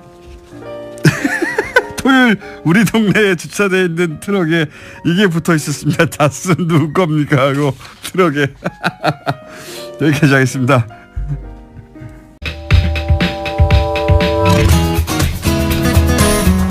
네. 인문결 소장님, 네, 나오셨는데 도올 선생님이 시간을 거의 다 쓰셔가지고. 네, 뭐 네. 관계 없습니다. 인사는 안녕하십니까? 네. 저도 밖에서 정말 그 좋은 강의 듣다가 제 원고 읽는 거를 제가 뭐 잊어버리고 계속 멍하게 강의 듣고 있었어요. 완전히 강연에 빠져들었어요. 이게 저도. 인문학 강의죠. 그렇습니다. 네. 이를 들었으면 됐죠, 뭐. 자기하고 상관없는 주제인데도 불구하고 네. 듣다 보면 자기하고 상관없을 수가 없는. 도월 선생님은 예. 그 내용도 내용이지만 이 레토릭 예. 이게 진짜 어휴. 트럼프 대통령에 대해서 제가 돌발적으로 물어본 거거든요. 위대한 지도자라고. 미국의 맨 얼굴을 드러내고 있다고. 저 밖에서 다 빵 터졌었어요. 그 얘기 야, 하시는데. 정말 고급진 디스죠. 네네. 아유, 잘 들었습니다. 예. 그래서 오늘 주제는 원래 뭐였습니까? 아니, 제가 예. 오늘 이 방송 끝나고 유럽으로 출장을 가거든요. 아, 그러시구나. 다음 다음 주에 못 나와요. 예. 풀로 그냥 다음 주 도올 돌쇠 선생님 풀로. 강의를 한번 쫙 하시면 어때요? 좋습니다. 네. 예. 그 제가 그 자, 앞으로 5분 남았고요. 말씀드린 것처럼 가는데 유럽에서 다스가 누구 건지 물어보려고. 예. 근데 독일어가 재밌어요. 다스가 누구 겁니까를 독일어라면 Wessen ist Das예요. 예. 근데 이것이 이것이 누구 겁니까가 또 Wessen ist Das예요. 예. 그러니까 독일어로 다스가 이것이라는 거죠. 그러니까 이것이 그냥 다스예요. 거기서 Wessen ist Das. 그러면 이게 뭡니까가 그게 다스예요. 예. 한번 물어보고 오겠습니다. 근데 일단 독일이 아니고 오늘 스페인 이야기를 더 하려고 하는데요. 하타르냐? 예. 다른 간단한 브리핑을 하려고 했는데 뭐 저기 그걸 안 해도 될 것 같고 중국 이야기도 들어 있었는데 워낙 뭐 도올 선생님 얘기가 초고수가 얘기했기 때문에. 뭐 이건 뭐 허접해서 내밀 수도 없고 스페인으로 바로 가면요. 카탈루냐가 갈등이 지금 그 파국으로 치닫고 있습니다. 한쪽은 독립했고 한쪽은 아예 해산을. 네, 27일이 이제 최고봉이었는데 카탈루냐 주정부가 독립을 선언해 버렸어요. 그러니까는 바로 30분 후에 기다렸다는 듯이 중앙정부 그러니까 정부가 아니죠. 상원이 스페인 상원이 바로 그 제재를 승인하는 그런 법안을 통과를 시켰습니다. 그러니까는 헌법 155조 스페인 헌법 155조에 근거해서 하는 건데 어떤 그 헌법을 뭐 유린한다거나 아니면 누구 불복종한다든가 이럴 때는 어떤 조치든 취할 수 있는 그런 조항이 있다고 합니다. 스페인 헌법에 거기에 근거해 가지고 그래서 이제 스페인 중앙정부가 주정부를 카탈루냐 주정부를 이제 그 인정을 하지 않고 직접 관할에 송치하겠다 이렇게 발표를 한 거죠. 사실은 뭐 스페인 중앙정부의 입장이 이해 안 가는 건 아닌데 전쟁까지 치른 적이 있잖아요. 사실 내전으로 스페인에서는. 그리고 그렇죠. 최근 일이죠. 예, 그 뭐 몇백 년 전이 아니라 20세기 있었던 일이니까요. 네. 그런데 또 저는 이제 이 카탈루냐 독립과 관련해서 새로운 모델이 나올 수도 있다는 생각을 하는 게요. 네. 카탈루냐에 대해서 이제 무슨 강대국들은 반대하고 그리고 뭐 EU도 반대할 수밖에 없죠. 그 그렇죠. 안에 독립을 인정하기 시작하면은 뭐 이유가 뭐 굉장히 현실적인 이유죠. 엄청나게 쪼개지겠죠. 네. 예. 그 어딥니까? 저기 갑자기 벨기에만 하더라도 조금만 나는데도 거기서도 갈라지려고 그러잖아요. 네네. 위아래로. 네. 그런데 제가 이제 어차피 시간이 없으니까 말씀하세요. 남은 시간 다 하시지요. 제가 아는 새로운 흐름 중에 하나가 네. 이 알프스 지역 주변에 네. 그 매크로 알파인이라고 그러니까 국가 단위로 EU하고 거래했잖아요. 아니 그 뭐 정책에 대해서 논의했잖아요. 네. 근데 알프스 주변 지역이 국가 단위가 아니라 지역 공동체 단위로 지역 경제 단위로 EU와 직접 협상을 하는 그런 움직임이 작년에 시작됐어요. 네. 그 말씀을 안 그래도 제가 드리려고 했었는데 사실은 그 스페인의 문제를 보려면은 우리가 한 발짝 떨어져서 그러니까 우리가 아니죠. 사실 유럽 사람들이 한 발짝 떨어져서 그 유럽 통합의 정신을 먼저 봐야 돼요. 사실 그거는 통합 정신은 이제 옛날에 칸트부터 시작이 된 거지만 어쨌든 거기까지 갈 건 없고 뭐냐면은 현대적 의미에서의 그러니까는 그 뭡니까 이 외교, 국방 이런 거를 통합하자는 그런 게 아니고 그러니까 그런 거는 이제 큰 단위에서 그러니까 하는데 문화적인 것 이런 것들은 더 잘게 쪼개 가지고 그거는 더 보장하자는 것이 유럽 그 통합의 정신이었거든요. 그런데 그게 지금 안 되고 있잖아요. 그러니까는 카탈루니아 입장에서도 그 기대를 했었을 법하죠. 그렇게 되면 뭐 자기 언어나 자기 문화나 그렇죠. 전혀 안 되잖아요. 그러니까는 다른 그 스코틀랜드 마찬가지고요. 아까 말씀하셨던 벨기에도 그렇고 이탈리아도 북부하고 또 그런 게 있죠. 남부도 있고. 프랑스 내부에도 또 있습니다. 지역별로. 그러니까는 유럽 통합 당시에 이 사람들이 제가 그때 프랑스에 있었는데 그 베토벤 그 교향곡 9번 이게 이제 유럽가잖아요. 그 막 몰려 펴지면서 그 축제의 분위기 정말 부러웠거든요. 근데 그런 게 지금 온데간데 없어졌잖아요. 그런 게 저는 새로운 국경의 개념 혹은 새로운 국가의 개념도 탄생할 수 있다. 그렇죠. EU 자체도 사실 독특한 건데 나라끼리 다 단순히 국경을 허문다는 의미에서의 그런 유럽이 돼서는 안 된다는 거죠. 그러니까 지금까 생각하듯이 국경 절대적이고 국가는 절대적이었다. 사실 국가의 탄생도 얼마 안 됐지 않습니까? 그렇죠. 국민국가의 탄생도. 그렇죠. 그러니까 국가 단위가 아니라 어떤 지역 경제 단위로 지역 혹은 뭐 문화 단위로 네네. EU와 협상한다는 것은 국가 이외의 존재를 인정한다는 거거든요. 그렇죠. 너무 많이 나간 얘기인가요? 네. 아니 근데 새로운 모델을 우리가 한번 지켜볼 수도 있을 것 같다. 그거는 굉장히 유효한 분석이신 것 같아요. 김상훈 의원이었습니다. 네, 감사합니다. 감사 보이콧하고 있다고 밝혔는데요. 하지만 다음 달 2일로 예정된 국회 정보위에 국정원 국정감사에는 참여하겠다라는 의사를 내비쳤습니다.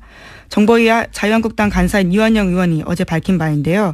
국정원 개혁발전위원회가 연일 과거사의 일탈 행위를 찾아내고 검찰에 고발하고 있다면서 이 문제를 제대로 따지겠다라고 밝혔습니다.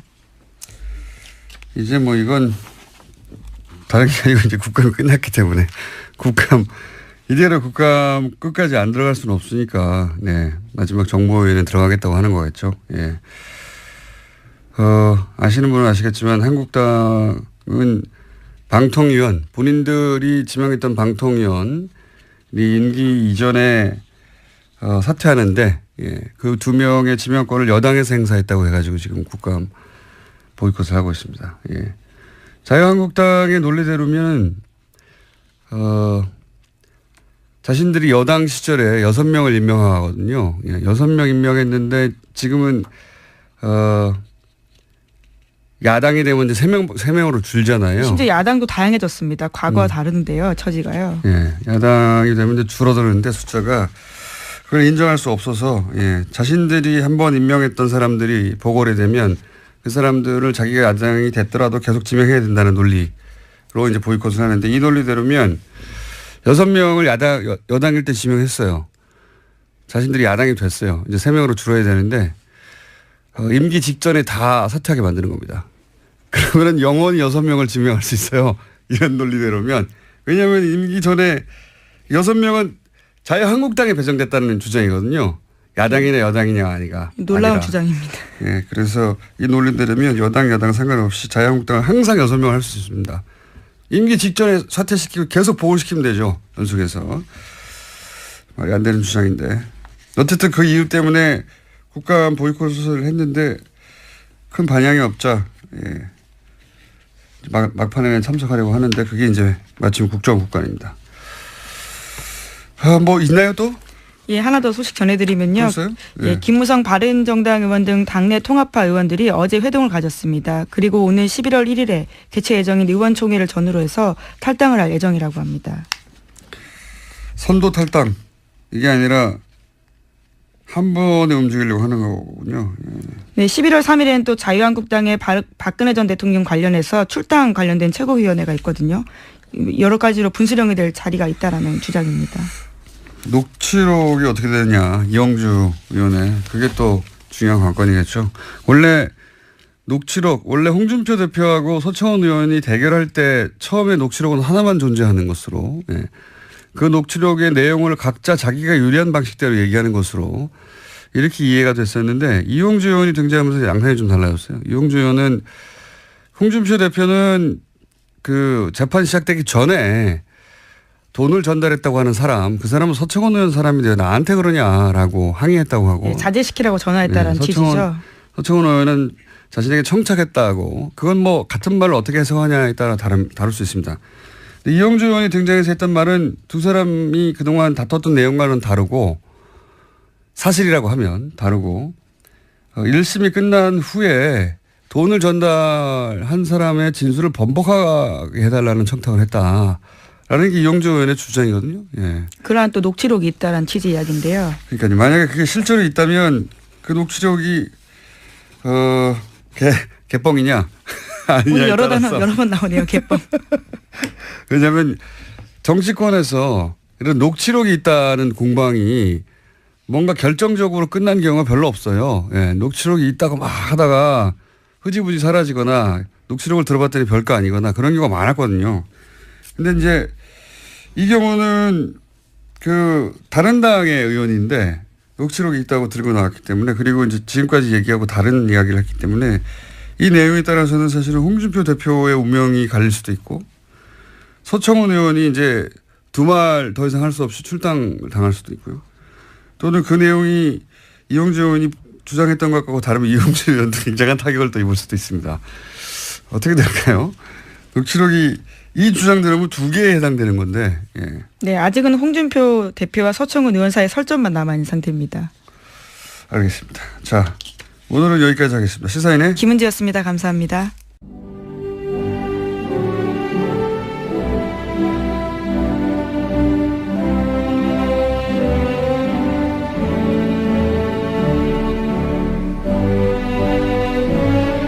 친애하는 국민 여러분 안녕하십니까. 여러분의 귀염둥이 MB 만사 올렸습니다. 기온이 막 하루가 다르게 떨어지고 있습니다. 건강에 더욱 막 신경을 쓰셔야 한다. 그런 확신을 저는 가지고 있는 겁니다. 요즘 마음이 무겁습니다. 적폐청산이라 하는 미명 아래 새로이 만들어지는 적폐. 저는 이것이 대단히 우려스럽다. 금융위원회 주요 인사들은 뭐 바뀌지 않았다고 해요. 정권이 바뀐 거죠. 예. 정권이 그렇죠. 바뀐 유권 것이고. 해석이 바뀌는 거니까요. 정권이 바뀐 것이고요. 과징금 부과 대상은 아니라고 했는데 이렇게 되면은 조 단위는 아니고 그죠? 예. 1,000억 단위 정도. 실제 이 문제를 처음 제기했던 갑자기 이런 생각이 나네요. 박용진 의원님. 예, 박용진 의원님 주장에 의하면 예, 계산을 또 저희도 해봐야 되겠지만 이게 2조 이상 과징금까지 하면 2조 이상이 될 거라고 했었는데 과징금 부과 대상은 아니라고 유권 해석을 또 해줬으니까 이렇게 되면 1,000억대 네. 얼마나 많이 빠져나갔습니까? 2조에서. 네, 그렇죠. 이자와 배당 소득세. 예. 예, 이자 배당 소득만을 부과하는 거니까요. 근데 이 문제는 한 번 더 나오겠네요.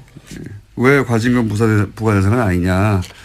과징금을 부과하면 실제로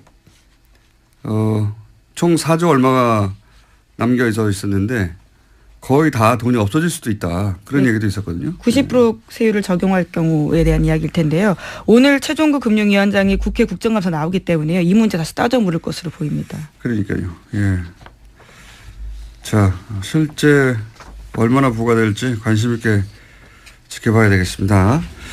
그리고 이제 깜빡 잊었는데 원세훈 아까 댓글 이야기할 때 예. 원세훈 원장이 국정원은 불법적으로 일을 해야 한다 뭐 이런 얘기를 했다고 했잖아요. 그죠? 네, 관련된 소식이 또 주말 동안에 전해져서 화제가 됐었는데요. 댓글 공작 등 혐의로 구속된 유성욱 전 심리전단장의 발언입니다. 자신이 수감되기 전에 장문의 글을 남겼는데 이를 경향신문이 보도한 겁니다. 그러니까요. 원세훈 전 원장이 어떤 이야기를 했는지에 대한 폭로인데요. 내용을 보면 이렇습니다.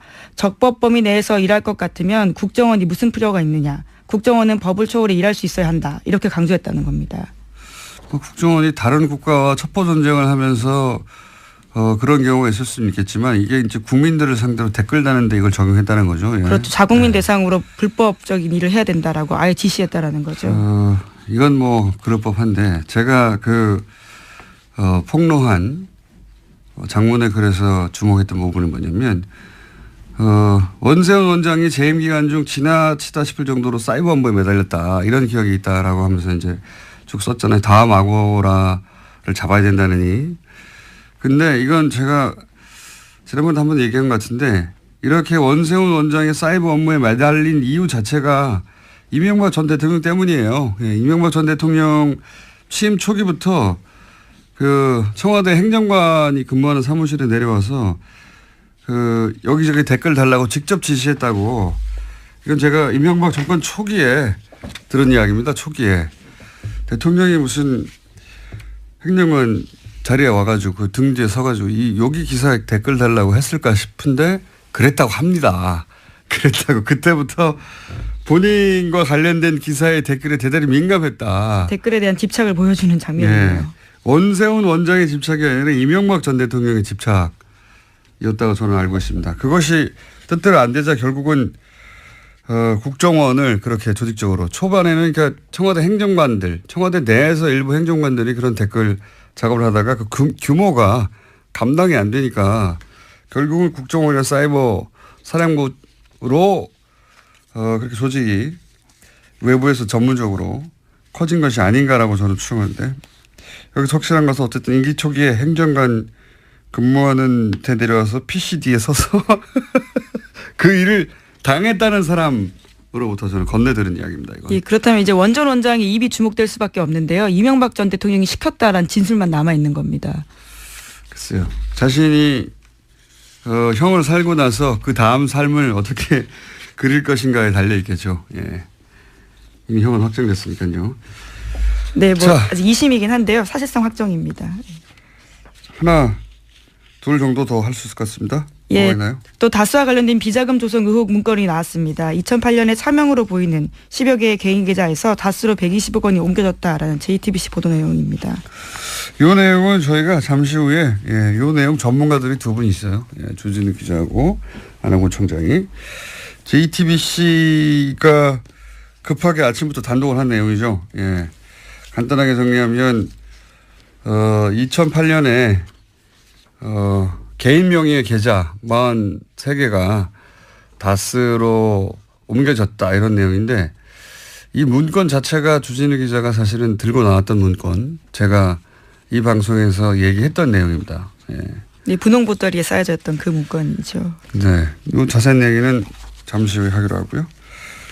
자, 다음 뉴스 하나 아직 2분여 남았네요. 2개 정도 더 할 수 있습니다. 예. 네, 자유한국당이 현재 국정원장도 본인이 국정원장 재직 시절에 7명을 꾸려와서 주요 사안을 결정했다 이거 아닙니까? 예. 네, 파견된 검찰 공무원 2명까지 포함해서요. 다양한 사람들이 있습니다. 대령 출신도 있고 육사 출신도 있고요. 예. 국정원의 컨트롤 타워였던 거네요. 유행인가 봅니다. 유행. 예. 박근혜 7인회도 사실은 탄핵 국면에서 초기에 도대체 누가 첫 번째 담화에서 사과를 바로 그렇게 하도록 유도했는가, 결정했는가 그 얘기도 등장을 한번 했었죠. 여전히 미스테리입니다. 사실은 정치적 자살행위인데 JTBC 태블릿 보도 직후에 그렇죠. 바로 다음 날. 네, 바로 다음 날에 인정했는데 그때 인정 안 했으면은 여기까지 못 왔다고 보는데 저는 누가 그 결정을 했을까요? 박근혜 전 대통령의 정치적 감각으로 스스로 결정했을 리는 없을 거고 아직도 미스테리예요. 예. 어쨌든 남재준 국정원장도 유사한 7인의 소질을 갖고 있었다. 근데 특히 이제 국정원 출신이야 그렇다고 치더라도 검찰 출신들을 현재 굉장히 고위직입니다. 현직입니다. 게다가 예. 예. 현직 검사로 검찰 소속으로 있는 사람들인데 그 사람들이 7인이라는 게 이제 처음으로 밝혀진 거고요. 관련 뉴스가 많아요 여기 그죠? 예, 이들 국정원 파견 검사 같은 경우에는요, 국정원의 변호인 노릇도 했다라는 건데요. 조직적으로 검찰의 수사를 방해했다라는 겁니다. 특히 국정원 댓글 수사를 방해한 건데, 최근에 검찰이 이와 관련된 대응 문건을 확보했습니다. 이 문건에 보면요, 당시에 파견된 검사들이 국정원의 의견서를 써주면서까지 검찰의 수사를 방해하면서 깊이 관여했다라고 합니다. 이게 이제 뭐 자신이 어디 소속인가에 따라 지속적으로 그 권력의 하수인 역할을 한 거죠. 사실 검찰 출신으로서 윤석열 검사나 혹은 최동욱 당시 검찰총장이 막 날아가지 않습니까? 예. 그러니까 자기가 평생 속했던 조직의 선배 수장들이 막 당하는데도 상관없는 거죠. 예. 상관없이 그냥 국정원에 가면 또 그 국정원에 충성하는 겁니다. 오히려 자신의 출신 조직인 검찰의 수사를 방해하는 역할까지 하게 된 건데요. 권력의 하수인이 돼서 출세를 하고 싶었겠죠. 예. 그래서 국정원에서 댓글 수사를 하는 검찰을 가장 방해한 자들은 국정원에 파견됐던 검사들이었다. 뭐 이런 내용입니다. 예. 네, 어제 JTBC가 관련된 내용을 여러 가지 보도했었는데요. 뿐만 아니라 국정원 직원들이 재판에 증인으로 나갔을 때 이와 관련해서도 꼼꼼하게 지침을 내렸다라고 합니다. 해당 검사들이요. 예, 증인도 코칭을 한 거죠. 국정원 직원들을 재판장에 가서 이렇게 해야 빠져나갈 수 있다. 근데 이제 재밌는 건 그때 당시 재판에 출석해서 그런 증언들을 쭉 했는데 나는 모른다. 뭐 종북 세력을 대응하기 위해서 그랬다 했는데 예, 최근에 다시 검찰 수사를 그 국정원 직원들이 이제 새로운 혐의 사실로 나왔으니까 받고 있는데 그때 했던 말들 다 거짓말이었다고. 네, 다 실토한 거죠 이제. 실토하고 있습니다. 예, 실토하고 있고 그럼 그때 거짓말을 시킨 사람이 누군가 이렇게 따져 들어가 봤더니 국정원 내에 파견 갔던 검찰 출신들이었다. 예. 네. 그런 검사들이었으니까 국정원을 파견시켰겠죠 또. 예.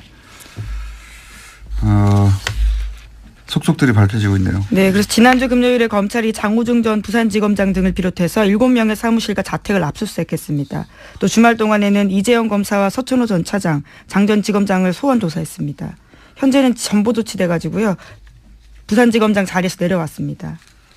그러니까 이제 검찰 내에서도 뭐 예를 들어서 검찰 내에서 검찰 출신들이나 검찰 지검장이 굉장히 높은 사람이거든요. 예. 네, 그렇죠. 지검장 정도로 수사할 때 반발이 있거나 또는 뭐 잡음이 있을 수 있는데 이건 없어요. 예, 없는 것이 검찰 내에서도 뭐 동정을 받을 여지가 전혀 없는 것이 검찰이 수사하는데 검찰을 수사를 방해하려고 가짜 세트를 만든 거 아닙니까? 지금 그걸 했던 사람들이라는 거죠 지금. 예. 세트로 가짜 사무실을 만들어 놓고 가짜 서류를 잔뜩 그 안에 집어넣어 놓고 거기를 압수수색하도록 한 사람들이 사실은 그런 일을 결정하고 컨트롤 타워 역할을 하고 이제 뭐 증언을 코칭하고 하는 게 다 검찰 출신이었다.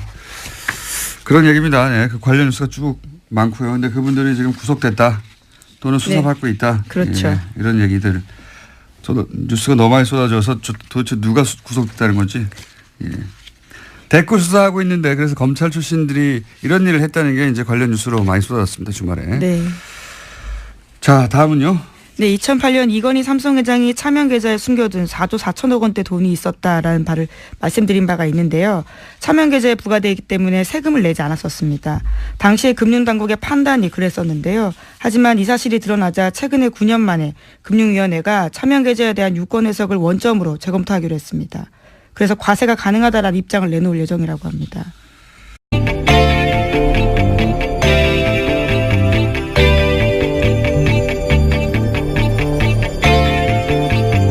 안녕하세요. 김어준입니다. 지난 주말 카탈루냐 자치의회는 독립을 선언했고 이에 스페인 중앙정부는 자치의회 해산을 전명했습니다. 카탈루냐가 제2의 코소보가 될 수 없는 이유 포털이 처음으로 메인에 띄운 관련 기사의 제목입니다. 코소보는 대량 학살을 경험했지만 카탈루냐는 민주적 권리를 누린 경우라 독립이 불가능하다는 내용입니다. 대량 학살 정도를 겪지 않으면 독립할 생각하지 마라. 이건 말이 안 되죠. 독립선언의 권리는 모든 인간에게 천부인권이 있듯이 그들 스스로에게 당연히 있는 겁니다. 그들의 선언을 외부에서 인정하느냐 아니냐의 문제가 그 다음 따를 뿐이죠. 그리고 그 인정 여부는 철저히 강자의 이해관계에 의해 좌우되어 온 게 국제사회의 현실입니다. 코소보는 학살을 당해서 독립이 인정된 게 아니라 러시아의 세르비아 동맹을 약화시키려는 미국의 전략적 지지가 있었기 때문 아닌가요? 그리고 그래서 코소보 독립을 러시아 중국은 여전히 인정하지 않는 거죠. 대량 학살을 겪는다고 독립이 보장됐으면 독가스 인종청소를 경험한 쿠르드는 진작에 독립을 했어야 합니다. 약소민족들이 최근 선언한 독립들 아마 대부분 실패하겠죠. 그래도 그 독립을 심정적으로라도 응원하는 게 우리 이익을 해치지도 않는데 우리 같은 식민 역사를 가진 사람들로는 자연스러운 것 같은데 이런 기사를 접할 때마다 매번 느끼는 겁니다만 왜 우리 언론은 미국이나 유럽은 어떻게 생각한다. 서구 강대국의 시선으로 바라본 분석만 있는 건가요? 저는 그게 너무 이상합니다. 김호준 생각이었습니다.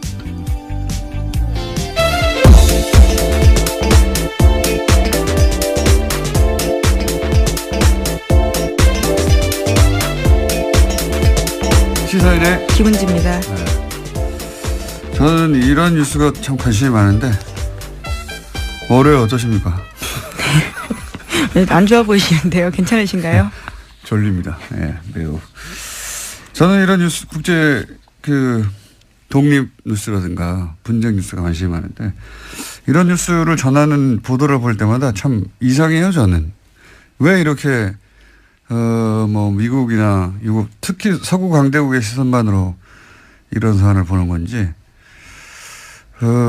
예를 들어서 이 카탈루냐는 스페인 영토 주권을 얘기하거든요. 영토 주권. 스페인, 국경은 절대적이다. 영토는 절대적이다. 그런데 미국도 그걸 지지하고 있고요. 근데 이제 코소보 때는 미국은 세르비아의 영토 주권보다는 코소보의 민족 자결을 응원했어요. 네. 근데 그 이유가 정반대죠, 지금하고는. 지금 이걸 그대로 적용하면 카탈루냐 독립을 지지해야지, 미국이. 예.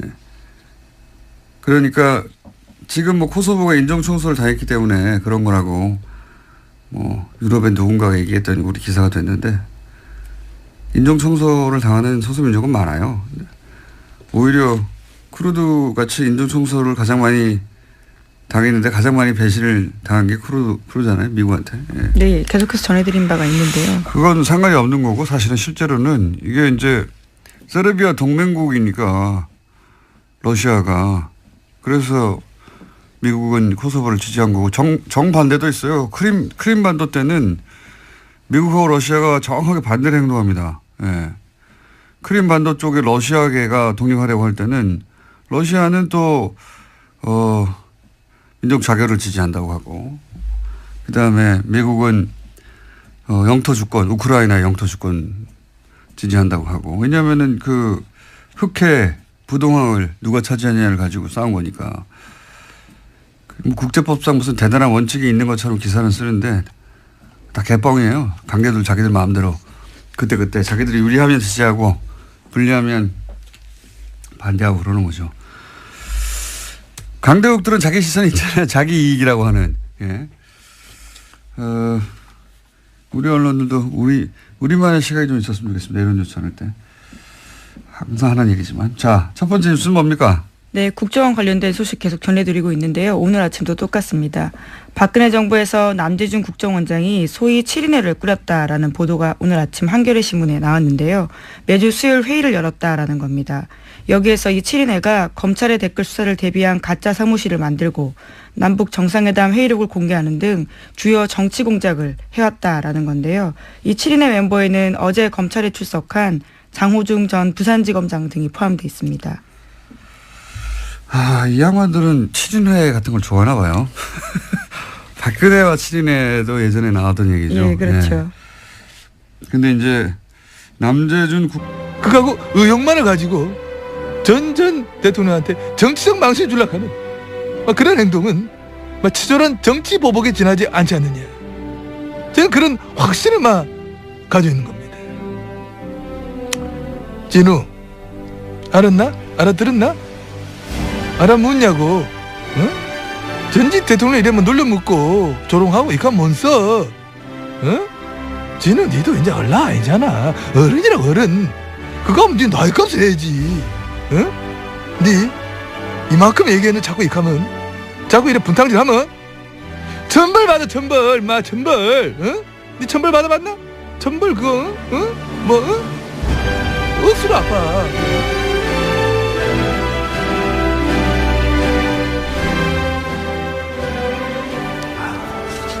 천벌 억수로 아파. 자, 주진우 기자, 안원구 청장님 나오셨습니다. 안녕하십니까? 예, 안녕하십니까? 안녕하십니까? 네, 오랫동안 이미 2달 이상 거의 3개월째 진행하게 된 이 코너. 저희가 처음 이 다스 얘기를 꺼냈을 때 굉장히 어려웠어요. 왜 구조부터 이해시켜야 되기 때문에 BBK 10년 전이 아니죠. 17년 전으로 거슬러 나가서 또 땅이 있었다 이게부터 해가지고 참 복잡했는데 이제는 많은 분들이 이제 전체 그림은 이해하시는 것 같고 그리고 이제 많은 분들이 그래서 다스는 누구 거냐고 묻기 시작하셨습니다. 그런데 지난주에 JTBC가 다스 관련 특종을 굉장히 아침 이른 시간에 급히 내놨어요. 비자금을 찾았다. 비자금으로 의심되는 계좌를 찾았다. 예, 비자금 계좌라고. 근데 이제 그 내용을 자세히 듣고 보니까 이거는 우리가 2달 전에 다뤘던 문서 이야기 같은데. 안원구 청장님 아닙니까? 예, 지금 이쯤에서 제가 좀 고백을 해야 될 게 있는데요.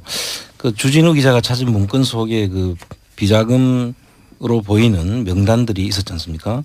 그걸 제가 하도 아무도 안 받길래 제가 그 JTBC에 그걸 줬어요, 사실은. 주진우 기자한테 상당히 미안하게 생각하는데.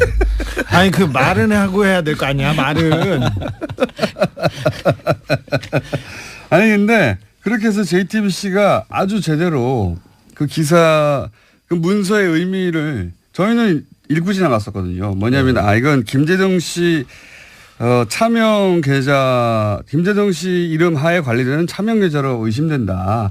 이것이 결국 비자금 아니겠는가. 이런 식의 아주 짧은 코멘트만 하고 넘어갔어요. 예. 예, 그랬는데 여기서 JTBC는 뭐랑 매치를 시켰냐면 이거는 JTBC의 공입니다. 공인지 실수인지 앞으로 밝혀지겠지만 2008년에 이제 정호영 특검이 있었습니다. 정호영 특검이 도곡동 땅에 소위 말해서 BBK 특검이었죠. 예. BBK 특검. 덮어주기 특검이었죠. 예.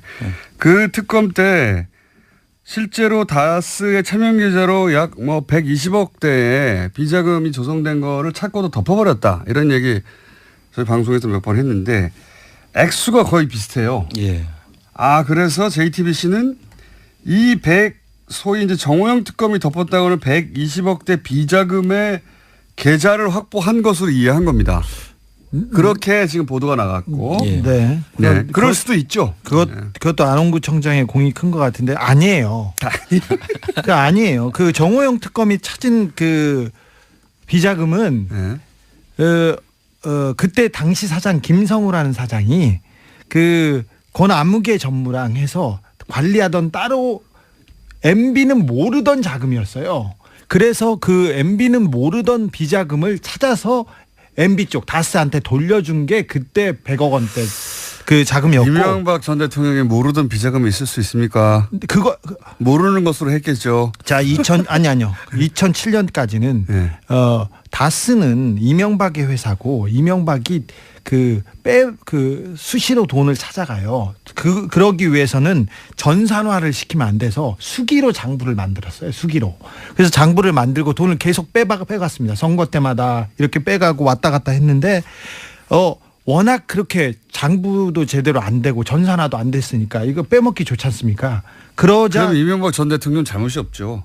그 비자금에 대해서 몰랐다면. 자, 100몇억에 대해서는 없는데 그것만 비자금이냐? 그거 말고 또 있어요.